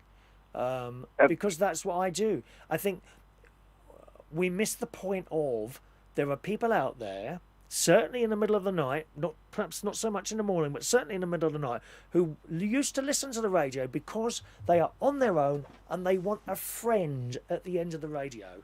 A friend who will have almost a one-way conversation with you. And it's the weirdest thing sometimes, Danny, you know, when you go out and do these little events and then you meet these people. You meet people. Now, these people absolutely know you, but you don't know them. And it's the weirdest people. You have, like Tony Blackburn. Well, I've spoken to him twice. Once on the phone, he rang me, believe it or not. And, but certainly in the 80s, I had him on my little radio in the British Telecom van while I was driving around doing stuff, and he became my friend. I wanted to listen to my friend. I'd never met him. I never thought in a million years that I would meet him. Okay? But at the end of the day, I wanted to listen to my friend in the British Telecom van. And there were people, in those days, people wanted a friend at the other end. I'm sure, I've no doubt in my mind, Roman Kemp is very good. He does more. He's their life, isn't he? He's their life. He does more. And I'm sure a lot of young people are listening to him because they feel he is now their friend. And I don't think you can say the same with voice tracking. No, you can't. You're doing the job. You can't. You're doing the job, Danny, and it's very good what you do, but you're not doing what you used to do, because I know when you was on that station in Welsh Wales, I've heard you on there and how friendly you were. You felt like you was a friend. Now you're just telling me what the songs are. Well, I mean, why do they even bother? Why do they even bother? Why don't they just have a little text thing come up on the screen? They can do that now. That's what'll happen eventually. They'll just get rid of DJs completely, I think. And you'll just have a bloke doing the news and the traffic. That's it. And so it is a robot. Basically, you become a robot. Yeah. So it's the same thing. This is this is that. This is the time. Here's the station. Here's the advert. That's right. Yeah, that's right. Yeah. And again, it's just the way forward, because Because the reason why I think voice tracking is big thing now, is it because it cuts down people. It what? The time. It cuts down the people, how long they stay there. Does that make sense? It cuts them down? Like, you don't have to be there for the 3 hours. No, you don't. You don't have to. You don't have to be there for the 3 hours, but you've just... It's all... The friendliness has all been removed. There's no friendliness. Yeah. You're just a voice. You're just a voice that's disappeared in with everyone else. You don't stand out. You're just one of... You could be one of 1,000 people. It doesn't matter who's doing that little show. It makes no difference at all. You're no one. Sorry, that's come across a little bit nasty. That's not what I meant by it. But you're just. I know what you mean. Do you know what I mean? I'm just another voice. Whereas I'm just another voice on the radio. Yeah, Roman Kemp is someone because he's got a bit more free range. But of course, he's still being told, you can only talk for 20 seconds, and you have to do this and you have to do that. But when it comes to my these, show is all planned for me. When it comes to doing what you're doing, there's a few people a lot of people doing what you're doing. No one is standing out. You're all doing the same thing. Coming up next, and that blooming phrase does my head in, because everyone says coming up. That's all they say. Coming. I bet you say that 4 times an hour. Coming up. Yeah, it's one of those. But like I say, you're doing what you have been employed to do, so there's nothing wrong with it, and you're getting a little wage at the end of the day. So all well and good. But for me, it's boring. And you want to listen to the radio, and you had a listen this afternoon, didn't you? And you said it's not for you because there's no entertainment there. That's exactly it. Yeah. But the links have to be constructed, obviously, from what we've got. And you see, there you go. You're talking like a blooming student in a university. Constructed. Where is the sudden thing that just comes from nowhere in your head? Constructed. Just open the mic and start talking crap. That's all we want. We want you to make us laugh, but you're not allowed to do that. It's not your fault. This is in no way a rundown of what you do. It's not me running you down. I'm just seeing what I see from here. I want to be entertained. You or anyone else doing that voice tracking, not just you, is not entertaining me. All you're doing is telling me the records and the name of the station. That's it. Maybe the traffic, a little bit of weather. I mean, you can't do the weather, can you? You can't do the weather. How are you going to do the weather for Saturday if you've already recorded it? What if it changes? I don't do the weather. The weather becomes news. Just, maybe you don't do the weather, but I'm just going to point it out. You can't do something in the future because something might happen. Exactly. So, because obviously I go in next week because I'm covering Bank Holiday Monday. Yeah. And I will record my show for Bank Holiday next week. So we haven't got Bank Holiday for 2 weeks yet. Yeah. So, but next week I'll go in and record the Bank Holiday the following Monday, which is Bank Holiday. I'll record for that Monday. Well, good luck to you. Do the job and take the money. That's what I would say, my love. Believe me, I've done jobs when I was DJing, and jobs that I really didn't enjoy. But I just took... the money was always good in DJing. Not so much now, but certainly in the 90s. As you well know, the money was really good. There was a couple of jobs that I used to do, and I absolutely hated them. But I did the job, walked out with £150 of their money. Thanks very much. Goodbye. See you next week. Until I can't do it anymore. Until I really don't want to do it anymore. So you carry on doing that. There's nothing wrong with that, my love. And thank you for this very interesting conversation. I feel like I've had a good conversation with you tonight, dear. You're very welcome, and I'll speak to you soon. Take care. All right, my love. Bye-bye, Danny. And Bye. He's Bye-bye. on Southend Radio, okay? Keep an eye out. Have a look at they've got a little website and all that business, Southend Radio. 0208 144 3477. I can't believe the time. Look, it's 9:30 already. Keep your text coming in, 07451 287 337. You may have your own thoughts on this. Perhaps you've got your own thoughts. Perhaps you totally don't mind. You may not want someone chatting away in between the records. There's people out there. They don't want someone chatting away in between the records. So my argument there is, well, why don't you just put a CD on? Why are you even bothering listening to what have become glorified jukeboxes? No entertainment. Fran says, I won't listen to radio with adverts. That's why she prefers Reach on Air. It's quite. I think don't we have an advert at the top of the air for solicitors or someone like that? I think. Do you remember that at all? Can't remember now. Anyway, gang, let's move on then. What else have we got on our little list of things to talk about? Oh, we got a prize. This week's snowflake. This week's snowflake. Okay, this week's snowflake. Are you ready for this? I mean, you couldn't make it up. This stupid woman. Daily Star.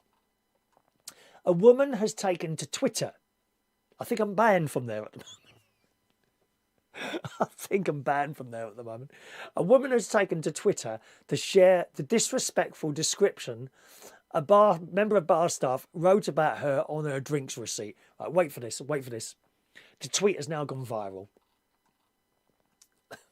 She has been left stunned. What do you think it says on the till receipt?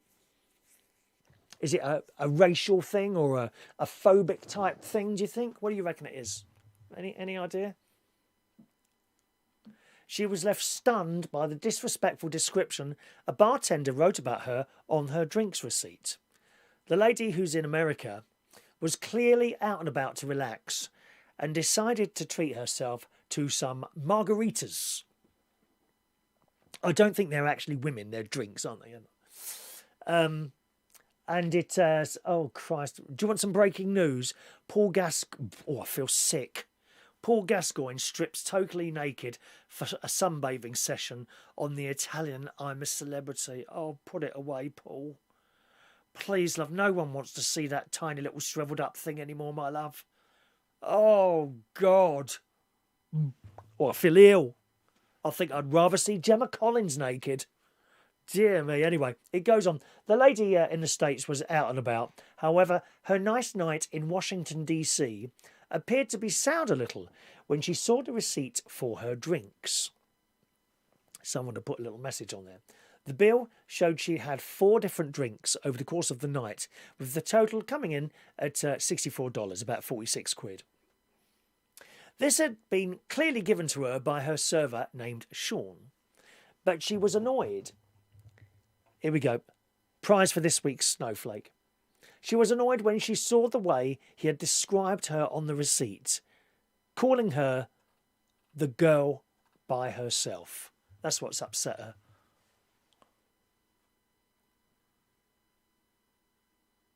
You know, like we got other things to worry about in this world, this woman has photographed her receipt because she's been upset by someone wrote on the ticket, the girl by herself. Now, what's wrong with that?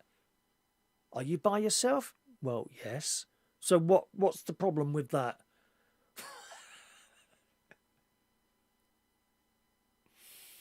Many sympathised with her. That's the other snowflakes falling out of the sky. As one wrote, like, why are you pointing it out? Like, embarrassing for you or what? And someone else replied to her, I am that person too. Much love to my fellow solo travellers. I think there's a positive correlation between codependency and a degreement of puzzlement over independent social activity. Read. It's them. I think whoever wrote this has obviously got a dictionary next to them and is using the word. Look at those words they've used. A positive correlation between codependency and a degree of puzzlement over independent social activity. Christ. You see, Danny, you could construct something like that for one of your links.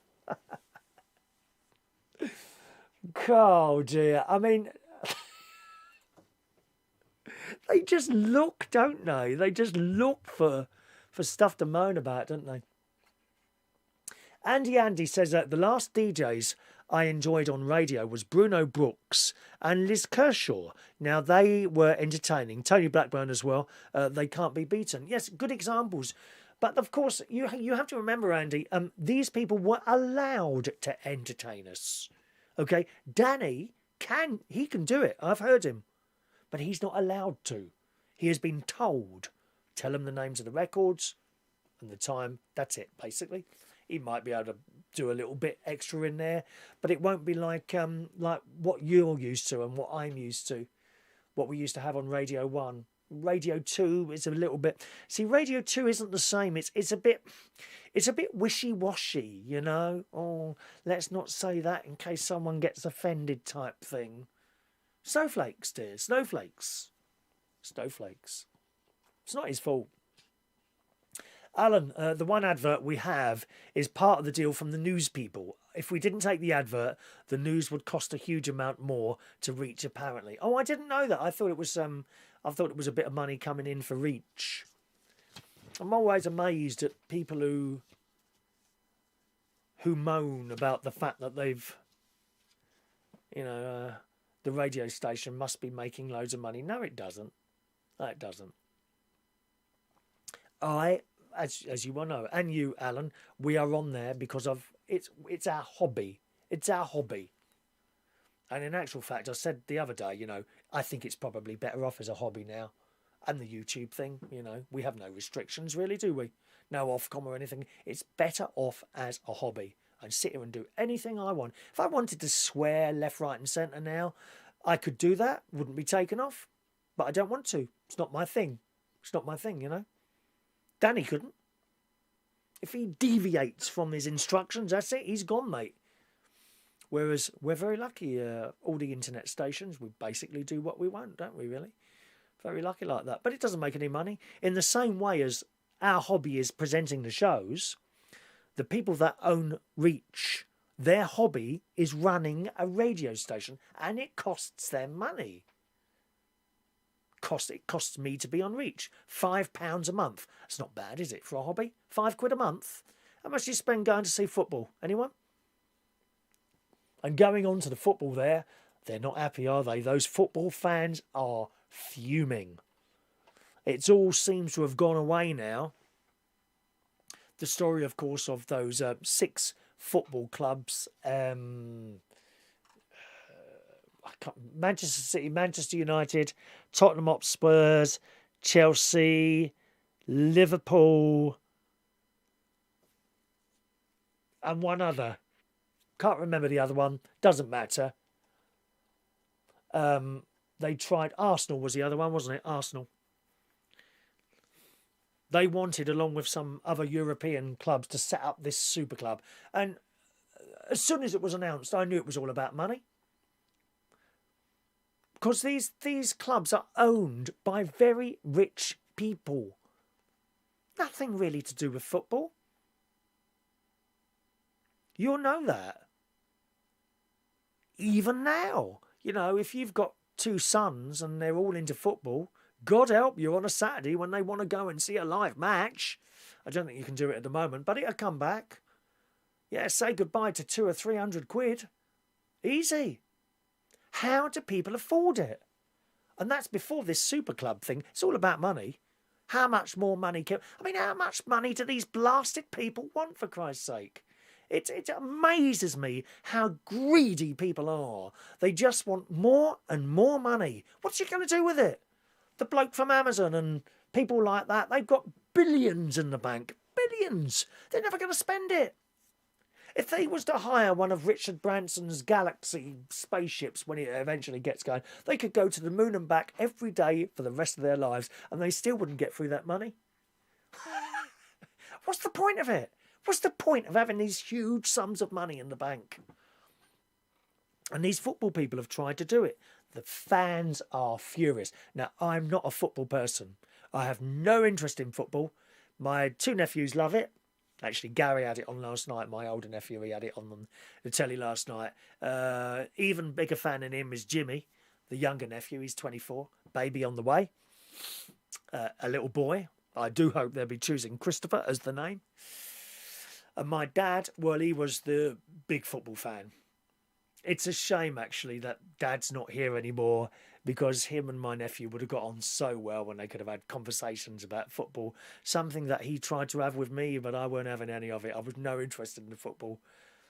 Please, Dad, talk to me about the Eurovision Song Contest. Shame, really, isn't it? Shame. But he was a big football fan. But in those days, it wasn't so much about money. It was playing the game. Playing the game. And these big clubs owned by foreign people, they tried to sort out this European Super League to make even more money. The fans were furious. Apparently, they went to these people's houses, protesting outside. Some of them got their various different football kits and started burning it outside the football grounds. Furious. Because they were going to break away from this big league thing. Shocking. Anyway, they've all had to back down. Did you see the bloke who owns Liverpool, American bloke? There he was on Breakfast Time this morning, grovelling. He was grovelling on the telly. How dare they? More, and they just want more and more money. Good on those football fans, that's what I say. I'm no interest in football. I will never be interested in football.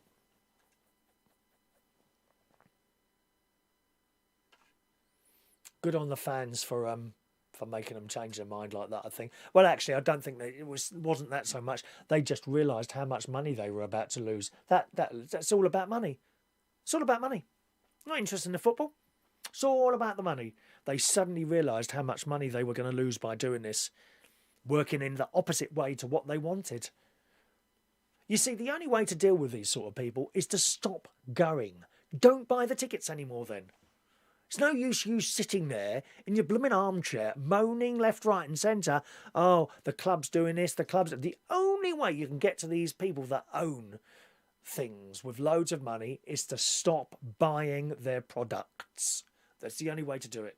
But you won't, will you? You'll still pay out, won't you? Still pay out, still keep lining those pockets. If you don't like something, don't pay for it anymore. End of. End of story. Fran says, reach on air presenters who love what they do. Absolutely, we do. That's why we're there, all of us. We love what we do on there. That's why we're there. Vera says, you didn't mention your nephew was having a little boy. Oh, yeah, yes, I did a while ago, actually, Vera. Yeah. I think it's an October baby. It's going to be an October baby. I was told.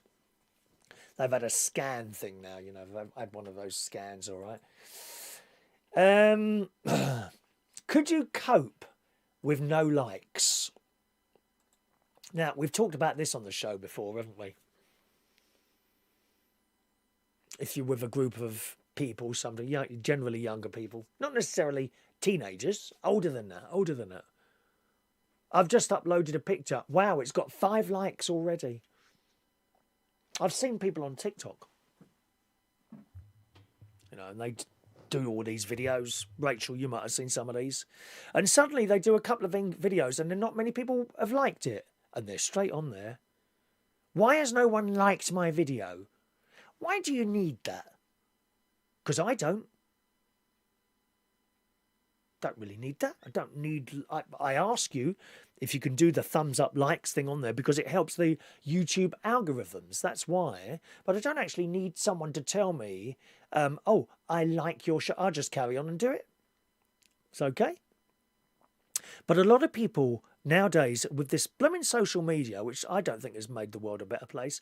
That being said, I wouldn't be here if it wasn't for YouTube. You know, I'm never going to be on the telly, am I? Or radio, come to that.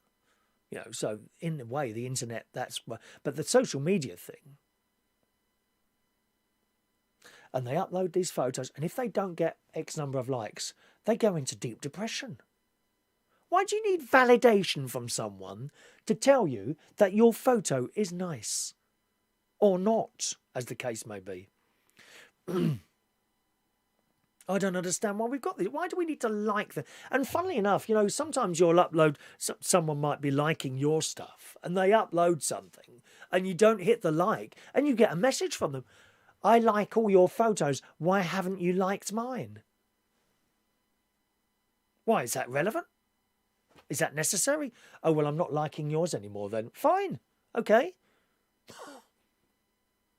Why do we need likes? I don't need likes. I'm sure a lot of you don't need likes. But the young people, a lot of the people do. If they don't get X number of likes, they go into deep depression. Well, I got this from the Metro, which is kind of a London-based paper. And it says, the problem with a lot of social media sites is that they can end up feeling pretty antisocial. Now, you'll know this. I know this, right? I can upload all sorts of stuff. Pictures of the family, which I know some of you watch and comment on. Adverts for my various shows, radio, YouTube, that sort of stuff. Anything, you know, pictures perhaps of myself or a piece of scenery, anything like that. And you may or may not like it. That's fine, you know, whatever. But you don't hear from a lot of people until they don't like something. One of the best pictures you can put up to get a thing like that is a picture of Margaret Thatcher. People either loved her or they hated her. You put something, and they all come out the woodwork. They all come out the woodwork. If you put something up there that they don't like, they're on it. For example, the Union flag. Oh, don't the left hate that? Don't they hate that? There's a particular person, the only time he comments on my Facebook is when I put something up that he doesn't like. Doesn't put anything like the stuff he does like, or perhaps there's nothing he doesn't like. On will go the comment, and then swiftly it gets removed. It's my wall, I'll do what I like. It says, whether it's down to trolling, catfishers, or the endless comparison factor, we often come out of a scrolling session feeling absolutely rubbish. I hope you don't. I hope you don't. Please, if you upload a photo and no one's liked it, so what? You do not need validation from anyone else to tell you that your photo is good or bad. So blooming what? So what? Well, there's a new social media thing called Awww. Y-U-B-O. I've only just discovered this today. He said, it says it's high time we got back to the actual point of social apps. Actually spending quality time with people. Not just putting stupid comments or political this, or I'm voting for this, or you should do this. Actually talking to people. Wasn't that what Facebook was for in the first place? Talking to other people. There's a big difference between talking and just being absolutely vile. And if you don't like something, scroll past. No need to comment. Just go. Scroll past. Isn't that what you would have done in a pub? If you're walking past a table of people and you heard a conversation going on and you didn't agree with the conversation, did you go over there and start correcting them? I bet you didn't. Why are you doing it down on Facebook? Just because you don't agree with someone. And I'm quite careful what I put up, I must admit. Because I don't want any of that rubbish going on. Sometimes you might put something on about Boris Johnson or something like that, and we get one of the someone say about, but you're gay. How can you be conservative? And then they come back with some sort of stuff that happened years and years ago. You know, I mean, my personal opinion with the whole history thing. I mean, how far do you want to go back? You know, I've said this before.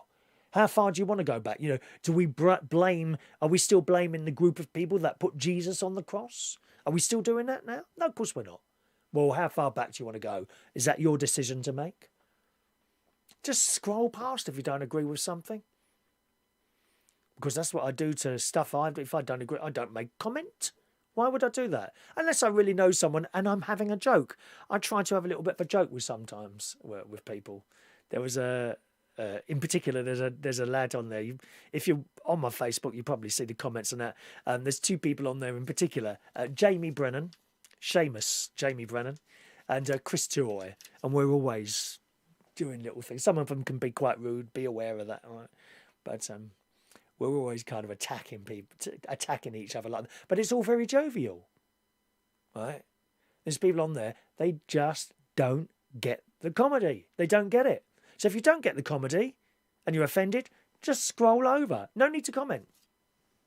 Well, this one, Awww, which I'm going to have a look at, there are no likes. There's no like button. Why do you want a like button on there? There's no likes, it says.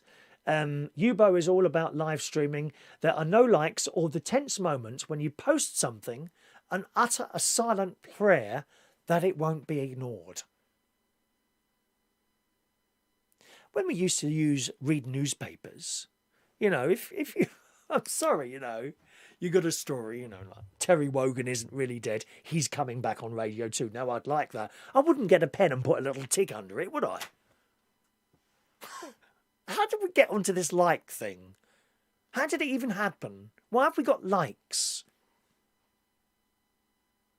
It says, Awww is all about live streaming. So this is obviously something I love to have a look at. Allowing you to find new friends, add them, join groups and hang out together in a virtual space. Sounds all right, doesn't it? You can live stream together, group message to people you connect with, and even play more games together. Now, I'm not a game person. Often I get people send me little private messages on my Facebook asking me if I want to play a game with them, and I just usually skip over that. I haven't got time to waste playing blooming online Scrabble and this, that, and the other. If you do it, I hope you enjoy doing it. You know, it's not for me. It says, take a pick from charades, guessing what each other's doodles mean, playing classic trivia and more. And then it says, how do you get involved and how to join Awww? Just download the Awww app from the App Store or Google Play, set up your account, and that's it. You need to be over the age of 13. So Ollie could do this. I don't know if Ollie's still with us at the moment. But that might well be worth having a look at that. It says, live stream is massively on the rise. So this sort of thing, I suppose. UK Generation Z. How old are they? Are they like up to 20? Generation Z. They average 30,000 live streams for 100,000 hours a day on Awww in 2020. Got to have a look at this. I mean, is it all right for older people? The trouble is, you know, when you see these, it's like TikTok. It's like TikTok. That really is quite for young people. When you're older and you go on there, they don't like it. Why are you on TikTok? You're too old. 'Cause I want to be. So there we are. That might be something for you to look at. New social media platform. I'd never heard of it. Awww. YUBO. It's called, okay?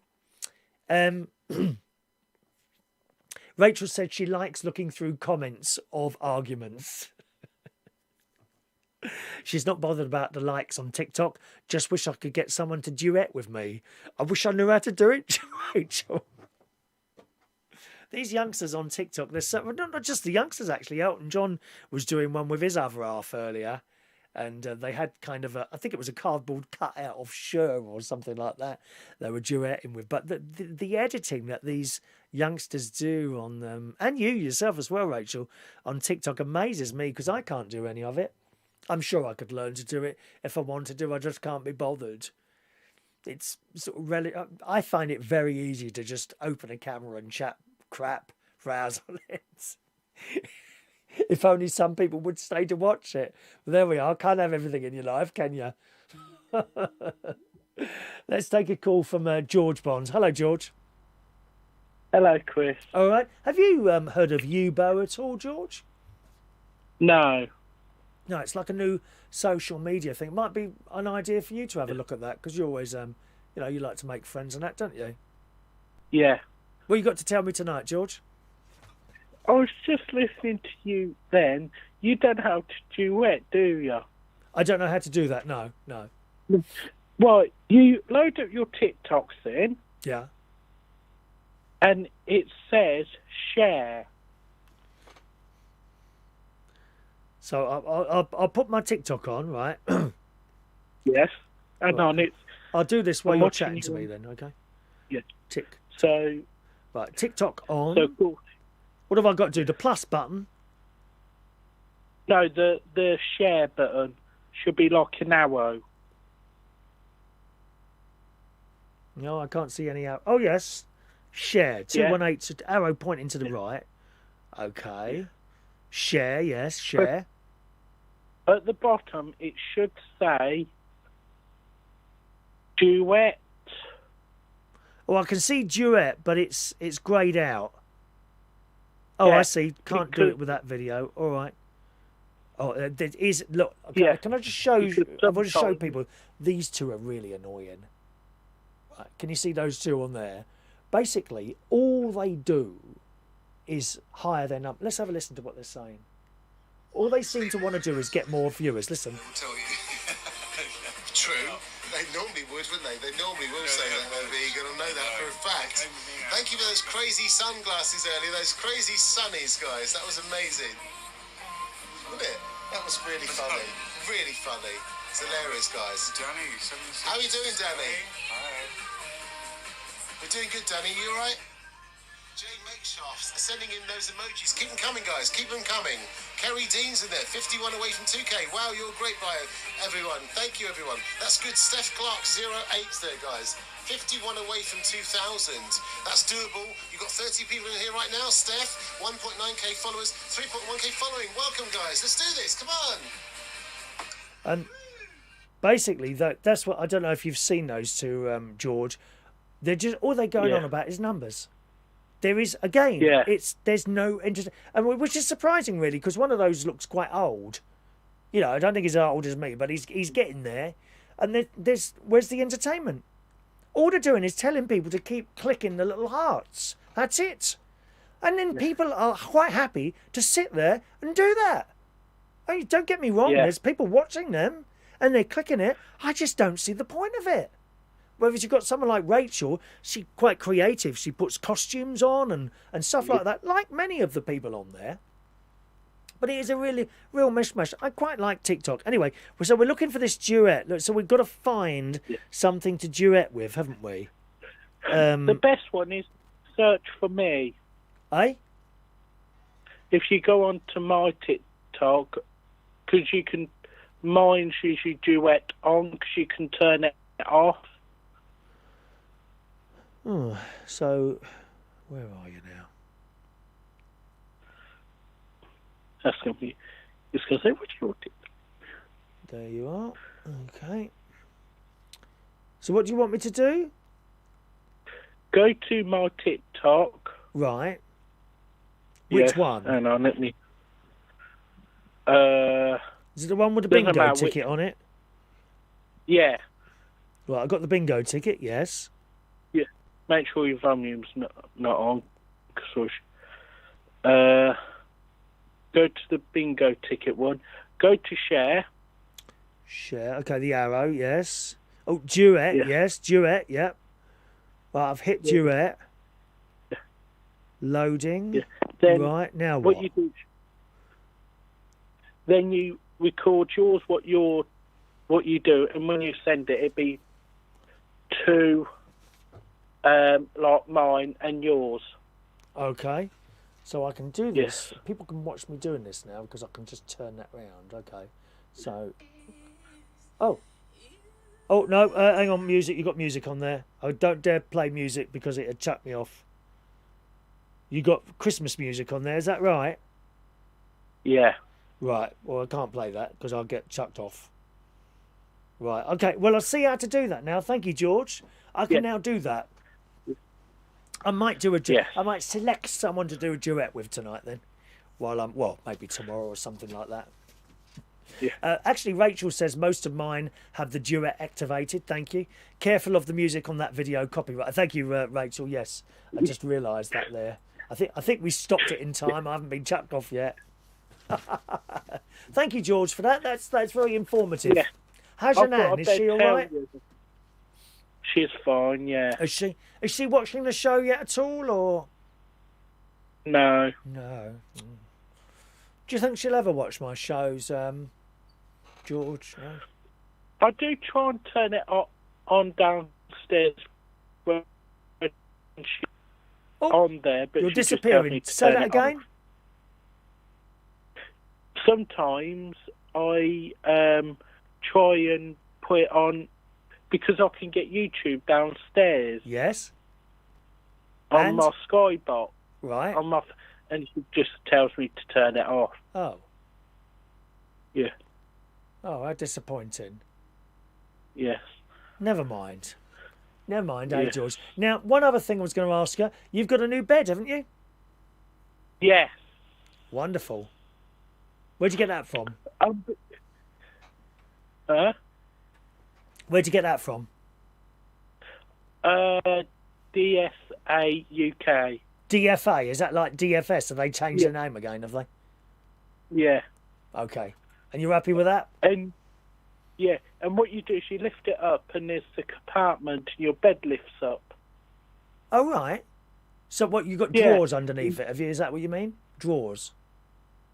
No, it's not a drawer. It's a big where you pull the end, and your bed lifts up. Oh, at the okay. end. You can Yeah. hide those naughty magazines under there, George. Yeah, that's true. Your nan won't be able to find them then. What was quite funny was when we was trying to put it together, it wouldn't stay to get down. Oh, wouldn't it? No, it just kept jumping up. Oh, and God. I thought, what's going on here? And I watched a YouTube clip. The mattress, Yeah. the weight of the mattress keeps it down. Oh, okay. I see what you mean. Yeah, yeah. Yeah.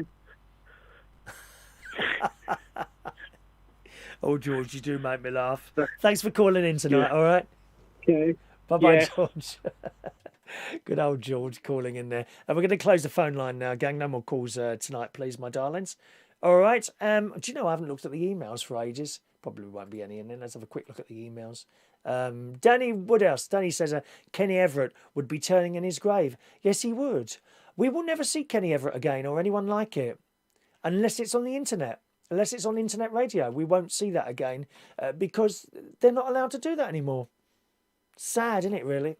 Now, I know it's 10 o'clock, but I've got other bits that I wanted to show you tonight. First of all, a story that my mate sent in today, and this will lead nicely on to my new litter picking recruits. I'm very pleased to announce on this show today, new litter picking recruits. I have personally, well, I didn't even recruit them. They wanted to do it. First of all, the story in the Daily Mirror today.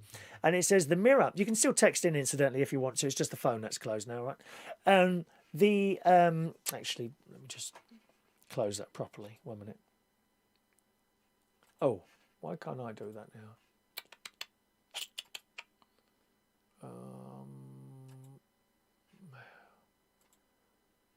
Just a second, my darlings, all right? Otherwise, there we go.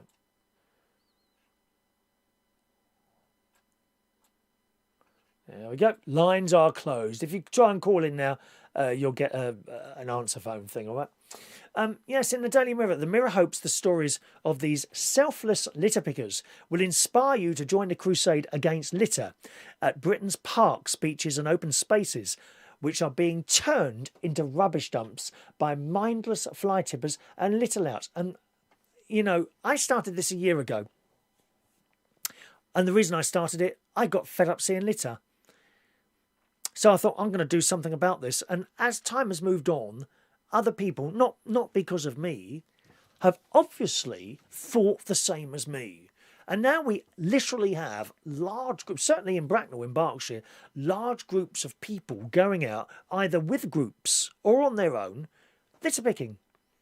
And there's a certain very large degree of satisfaction when you've cleared an area. There really is. It's funny, as I walk around Bracknell, the bit where I live, not just the little bit around me, but a large sort of area that I encompass, and really miles. That large area is generally fairly litter-free now. It's not just me doing it, there are other people. But there are some parts of Bracknell, certainly where my mate lives, I don't think anyone's doing it near him because there's quite a lot of it around. Of course, there's nothing to stop me going over there and doing a bit over there. I'm quite happy to do that. Very good on the old exercise, especially if you're of a bit of an age now and perhaps you're sitting in that chair a little bit too long, are you? Playing computer games or watching the telly, something like that. Here's your opportunity. Do something that's good for the environment and get yourself moving around. Very, very important to move around as you get older. Very important. It says in the Daily Mirror, with bin bags and boundless enthusiasm, these little litter pickers are helping hold back the tide of rubbish engulfing Britain. And it really is. I think the worst place I've seen recently is Skegness. Last week. Honestly. The promenade along by the water. Just horrendous. Plastic holders that have obviously had ice cream in. Cans, bottles. The country's parks, beaches and open spaces have been turned into rubbish dumps by mounds of plastic discarded by mindless fly tippers and litter louts. And I think the biggest problem is there are so many of them. I don't understand how it happened that it's quite acceptable now. Well, it's not. To literally have a takeaway meal and then just walk off and leave it all there. I want to see people banged up for this in prison. I really do. Make examples of people. Community-minded people, such as brothers Danny and Jojo, are fighting back. They're only little boys. I would say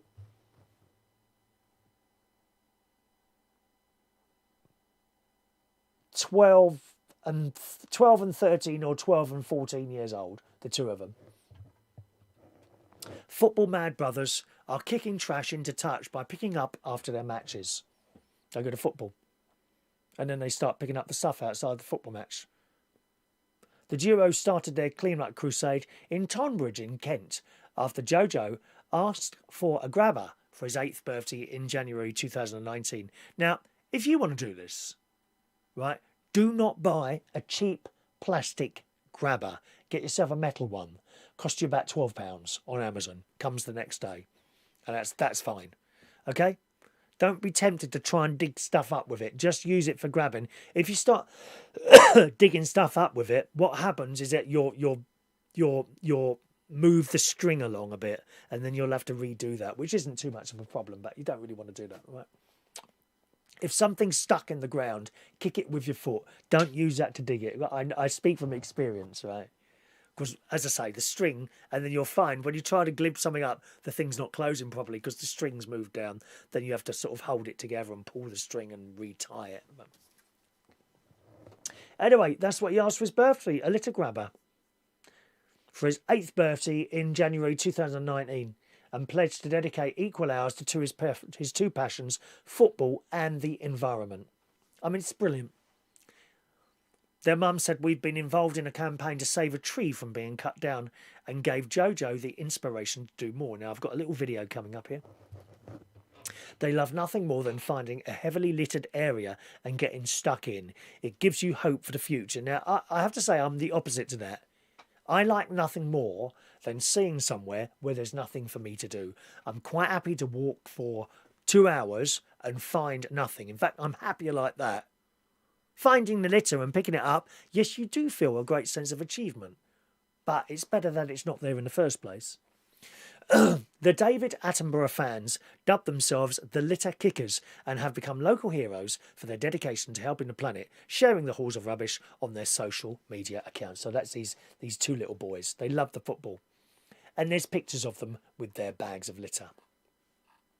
Good on them. Absolutely good on them. It's marvellous. It's marvellous. I registered with the council. I get special red bags now, as everyone else does who registered with our particular council in Bracknell. And with these bags, we are allowed to put them at certain points, signs, take a photo, email the council, tell them exactly where it is. 2 hours later, they come and pick it up. Brilliant. Round here, a bit different round here because I've not registered. So I literally, round here, I've got my litter picker, I've got a carrier bag, and I go out, pick it up, bring it back here and put it in the in my own bin, separating it at the time. Wonderful. So, who are these new litter pickers? If you watch my Facebook wall, you would have seen this already. It's great niece Evie and great nephew Harry. I ordered this new. My sister bought me a litter picker, but it was plastic and it snapped within 20 minutes of me using it. It wasn't very strong. That's why I say you want a metal one, okay? So I ordered another one on Amazon. It arrived at my sister's house, and last night I went to pick it up on the way through to my nephew's house. So I got through to my nephew's house, and great nephew Harry and Evie, I saw them hiding behind a car. And they usually jump out and try and scare me. I thought, right, I'm going to get you now. So Uncle Chris carefully picked up his new litter picker. And when the kids came flying around the corner, come here! I got them with the litter picker. Well, as soon as Evie saw this, oh, can we go litter picking tonight, Uncle Chris? Well, are you sure? Yeah, Harry, I want to do litter picking too. Really? Yeah. I said, well, you'll have to ask your mum first. Here's the magical bit. Right? Here's the magical bit. I've got to tell you. There is a bit of magic here. So I went in. Evie, she's 8, Harry's 7. Said to their mum, can we go litter picking with Uncle Chris? Yeah, you can go. Where are you going to go? I said, well, I don't know. Either left or right. We'll have a look and decide at the time. Yeah, okay. All right. So out we went. And of course, the fight starts straight away. I thought, oh, God, what do I do if they fight? I'm not used to having little children with me. Not on my own, looking after them. This is new to me. It just is, I'm with them usually and other members of the family, never on my own. So the first thing that goes through my mind, what if they fight? Brother and sister. I'm worrying about this now. What if they fight? Stacey's just sitting there laughing as usual. Okay, so we come out the door. It starts. I want the litter picker. No, I want it. Now, just a minute, you two. You're going to be having it for 5 minutes each. After 5 minutes, you will swap. You have the bag. You have the litter picker. Okay. And once you've said that, I'd already decided in my mind, 5 minutes is 5 minutes. It's not 6 minutes. Because the other one will know. Off they went. And after 5 minutes, they swapped over. I think Evie at some point, okay, you've got to swap over. Let me get this bit here. Nope, 5 minutes is up. Give him the thing now. And that worked quite well. So then one has a litter picker, the other one has the bag. And we made a little video for you last night. Ready for this? Here are our brand new little litter pickers. Got that bit? And then something That's red, it. red and blue. Did I get the... Yeah.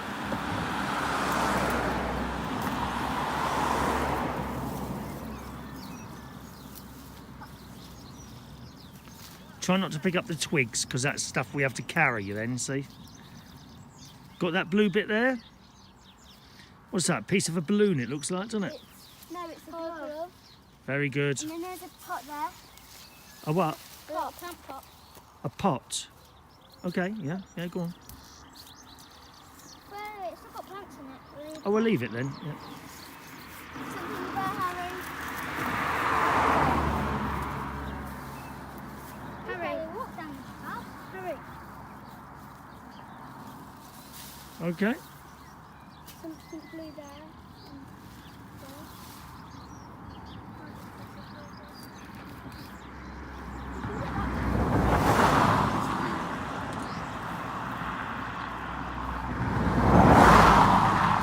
And they, my friends, are our brand new little litter pickers. Harry and Evie there. And the magical bit for me was that is the first real time that they've been on their own with me and were comfortable. You know how it is, little children, they don't really want to leave their mum or their dad. That really is the first time the two of them were with me out and were very comfortable. And for me, that's very magical for me, you see, because I've never really had that with children. For a very short period of time, I was allowed I had access with just my son and me, but it didn't work out so well, you know. So for me, that was very, very magical, that part there. So fantastic news. Old litter picking. Want to do some?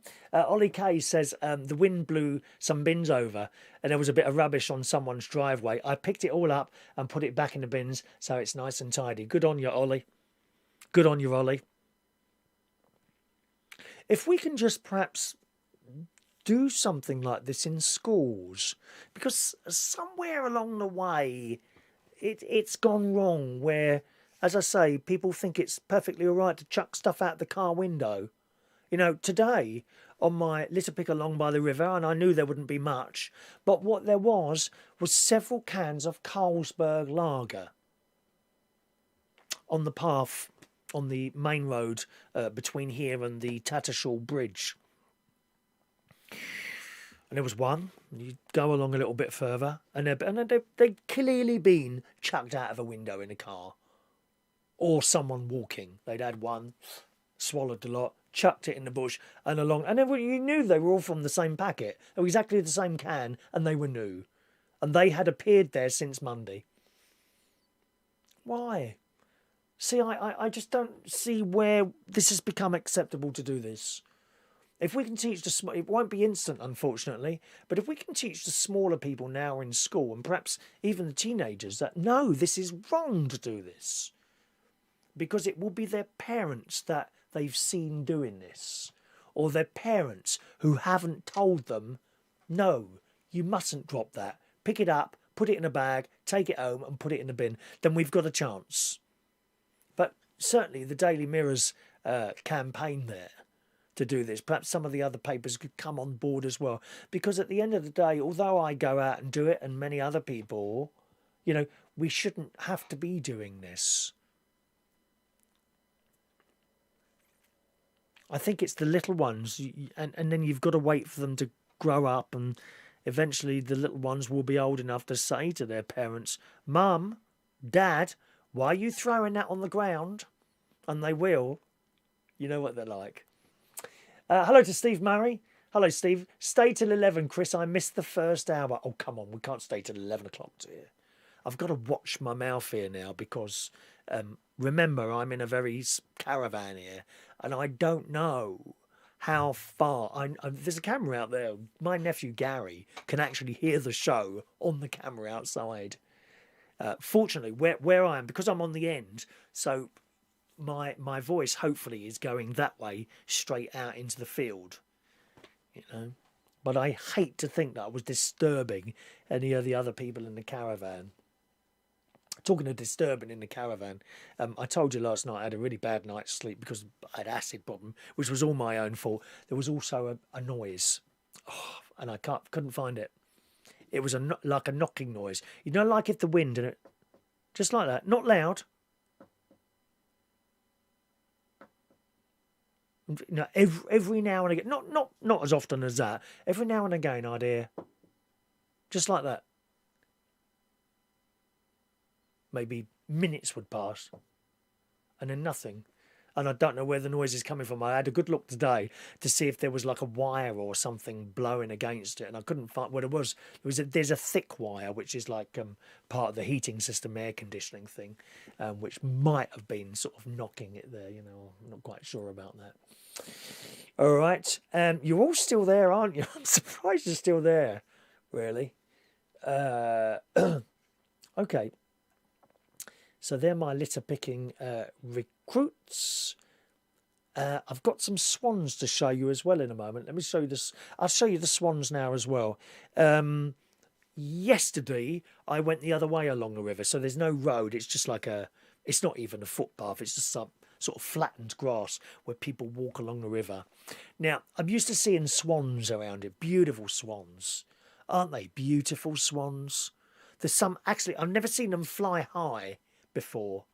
I usually see them, if they're flying, they're going straight along quite close to the river. These ones flew over the caravan a couple of days ago, and they sounded like geese, but they were definitely swans and not geese. And they're like great long necks like that out in front of them, and so graceful. They were clearly going from one part of the river to another, but taking a bit of a shortcut. Anyway, don't normally see more than 3 or 4 together. We'll be coming up to the time soon where we'll be having baby swans, cygnets.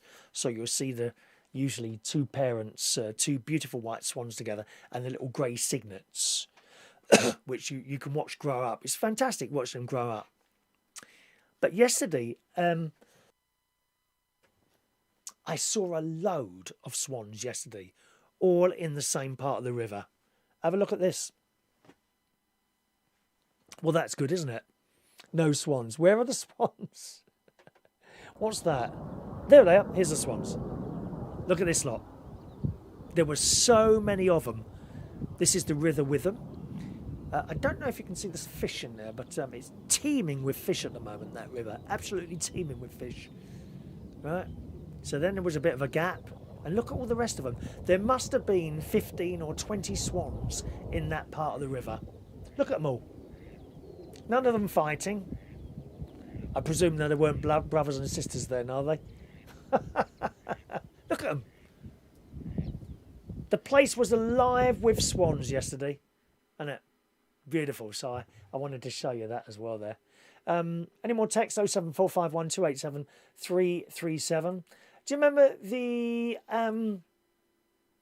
caterpillar cake we were talking about the other day? Marks and Spencer's is trying to do something about Audi, saying that they've nicked their idea for caterpillar cake or made it look very similar on the box. And you know Audi does that. They do the same with a lot of their products. They make it look very similar to sort of the branded product. Well, the Daily Express covers this story.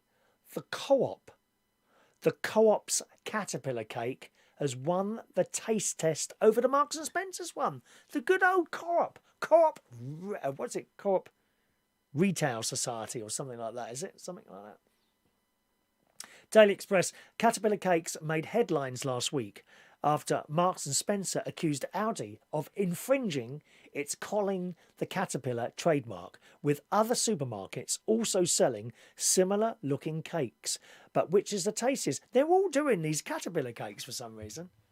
I don't like caterpillars, do you? Too many legs. Or worse than that, centipedes. They're strange. They're from outer space, they are. Centipedes, aren't they? Strange creatures. Caterpillar cakes have become increasingly popular, it says in the Express, in recent years, with Marks and Spencer's creating first the Colin the Caterpillar cake in 1990, selling more than 15 million of the food item over the years. Other supermarkets, including the Co-op, Morrison's, Sainsbury's, Tesco's, Waitrose and Asda, also have their own versions of the cake. With other supermarkets also selling their own versions, each with different names. Consumer Group, which took the taste test to find the best one, and judges tasted 6 caterpillar cakes, including Colin the Caterpillar from Marks and Spencer's, Callie the Caterpillar from Tesco's, Wriggles the Caterpillar from Sainsbury's, and Cecil the Caterpillar from Waitrose, Charlie the Caterpillar from the Co-op, and Clyde the Caterpillar from Asda. It's mad, isn't it? Which said, unfortunately, Audi's Cuthbert the Caterpillar couldn't attend as it's a seasonal product and not in stock at the moment, so they weren't able to compare that. That being said, just sort of veering off slightly, Audi have won an awful lot of awards for their products, one of which I believe is the Prosecco and the gin. I believe the gin in Audi has won awards. And it's so much cheaper than the branded stuff, all their stuff. Anyway, judges, back to the cakes. Judges put the cakes into 2 categories, including the best taste and best appearance. Over 2 days, 9 taste testers hanging on the wall, a mix of adults and children, blind tasted the different cakes. Co-op came up on top in terms of taste with £7. That's all it is, £7 for Charlie the Caterpillar. Testers said Charlie had loads of gooey buttercream filling. I dare have a slice of that before I go to bed. And a moist chocolate sponge wrapped in a real crispy milk chocolate shell. So there you go. If you want to try one of these caterpillar cakes, that's the one you've got to go for. The Co-op. Okay, the Co-op's the one. That's the one that's won the award. Co-op caterpillar. And on the subject of the Co-op, just to let you know, and my sister kindly rang me earlier with this piece of information, and that is they've got a load of plants in at the moment, and they've got petunias, geraniums, and there was something else. It might have been Busy Lizzie's. I can't remember what. Begonias. They've got geraniums, petunias, and begonias in there at the moment. £2 for a tray of 6, which is really good. All right. So if you're looking for some plants at the moment, funnily enough, down at Asda, they've usually got plants outside Asda, very reasonably priced. None. Well, they had a few, which they all look like they could do with a blooming good water, to be honest. It's like Aldi, that often they have plants, and Lidl. They have a lot of plants, and they come in on the Thursday. You've got to get them within, like, the first 2 days of them being there, because they do not look after them. No one seems to go around watering these plants outside Aldi or Asda. Aldi or Lidl for some reason. I don't know why that is. You've got to get them within 2 days of them appearing, you know. But the Co-op, geraniums, petunias, and what did I say? Begonias at the moment, £2 for a tray of 6. So I asked my sister to get me 3 trays, £6. And that's practically everything done, because I'm starting to do the garden now outside the caravan here. I don't actually have a lawn or anything like that, just a few pots, large, big pots outside. I've got a rose bush. I'm going to be digging up some of my everlasting geranium back at the house and bringing those up here, because that's like free plants, isn't it? You know what I mean? And I do that. I do cuttings off my own stuff and I bring them up here. Saves buying a load. Isn't it dear at the garden centre now, don't you think? Garden centres are really expensive. So there's the cheap plants. Look who's just got engaged. Guess who's got engaged again? Go on, have a guess. Here she is. She sleeps with anyone that moves. Yes, it's Katie Price. She's got engaged. Katie Price engaged for the 7th time to car dealer Carl Woods, who is gorgeous. He is gorgeous. The ex-glam... I don't think it's his own teeth, though. His teeth are very white. I think he's had them done. But the ex-glamour model, I mean, give her her due. She gets the young lads. She gets them. Gorgeous lads. The ex-glamour model, 42, announced last night her soon-to-be 4th husband, 31, had popped the question after dating for 10 months. You're going to regret that, mate. Once she's had the wedding and she's sold all the pictures, that's it. You'll be out, mate. I'm telling you now. Excuse me a moment.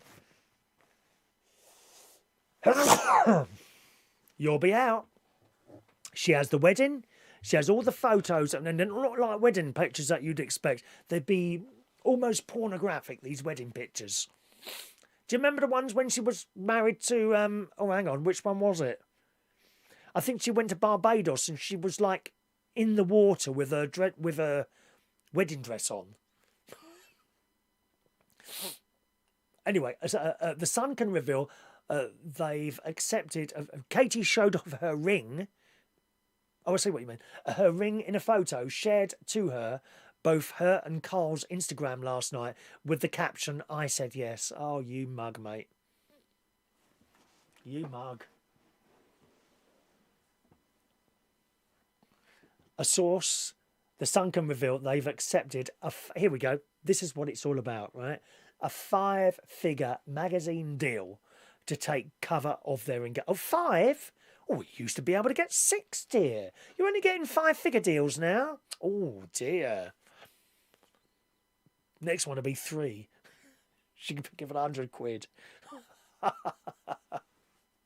A source said Katie is madly in love with Carl and excited to take the next step in their relationship. But ever the businesswoman, she knew it was also an opportunity to pick up an easy paycheck.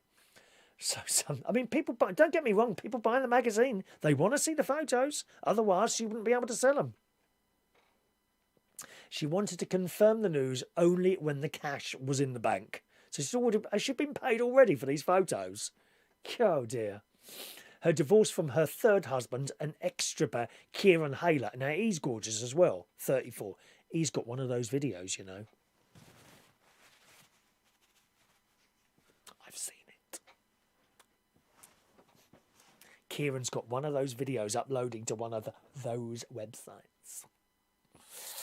Anyway, Katie's divorce from her third husband, an ex-stripper, Kieran, was made official only last week. Honestly, she finishes one, she's on to the next one. She can't wait, can she?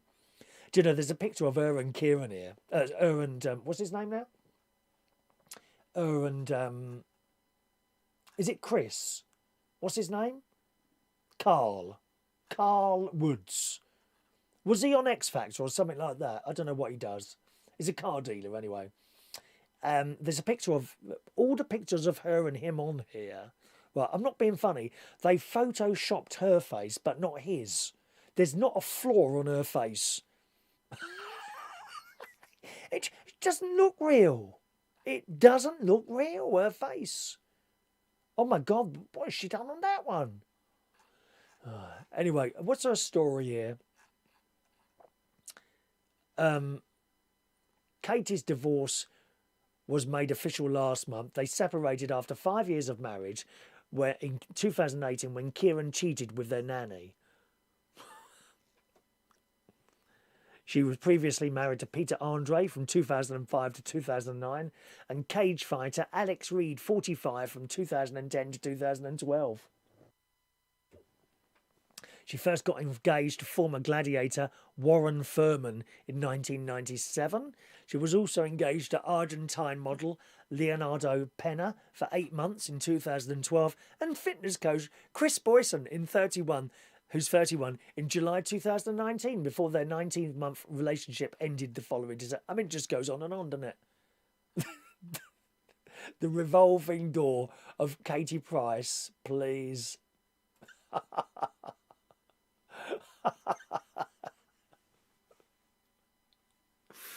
But, like I say, none of them are ugly. They're all really good-looking, fit lads. All different ages. Some younger, some older. That cage fighter, I think, is particularly attractive. Hasn't he gone to prison for something? Fraud or something like that? One of them has. Peter Andre, nothing wrong with him. He's decent looking, isn't he? They all are. Gorgeous. And there's me sitting here on my own, talking to you.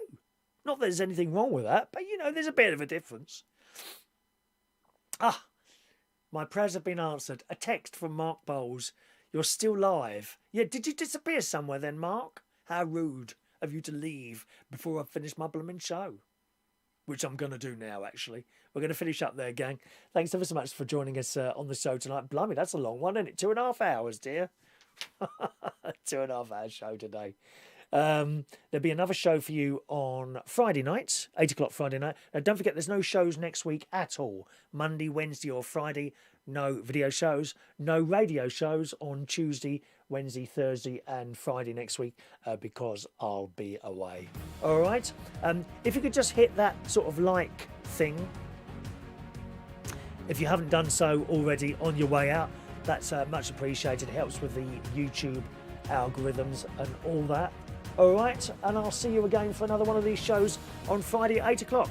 Tomorrow morning, will you be with me tomorrow morning? I do hope so. A little bit of music and chat and fun tomorrow morning, 9 o'clock, reachonair.com. And if you're around in an hour and a half time and you want something great to listen to, there you go. There's my mate, Alan Ross.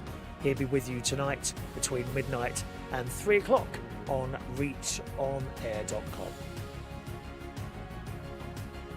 I'm going to have a nice cup of tea now and an apple and a bag of crisps. And hopefully, fingers crossed, I won't have any acid problem tonight. Enjoy the rest of your night. Thanks for watching and listening. Cheerio now.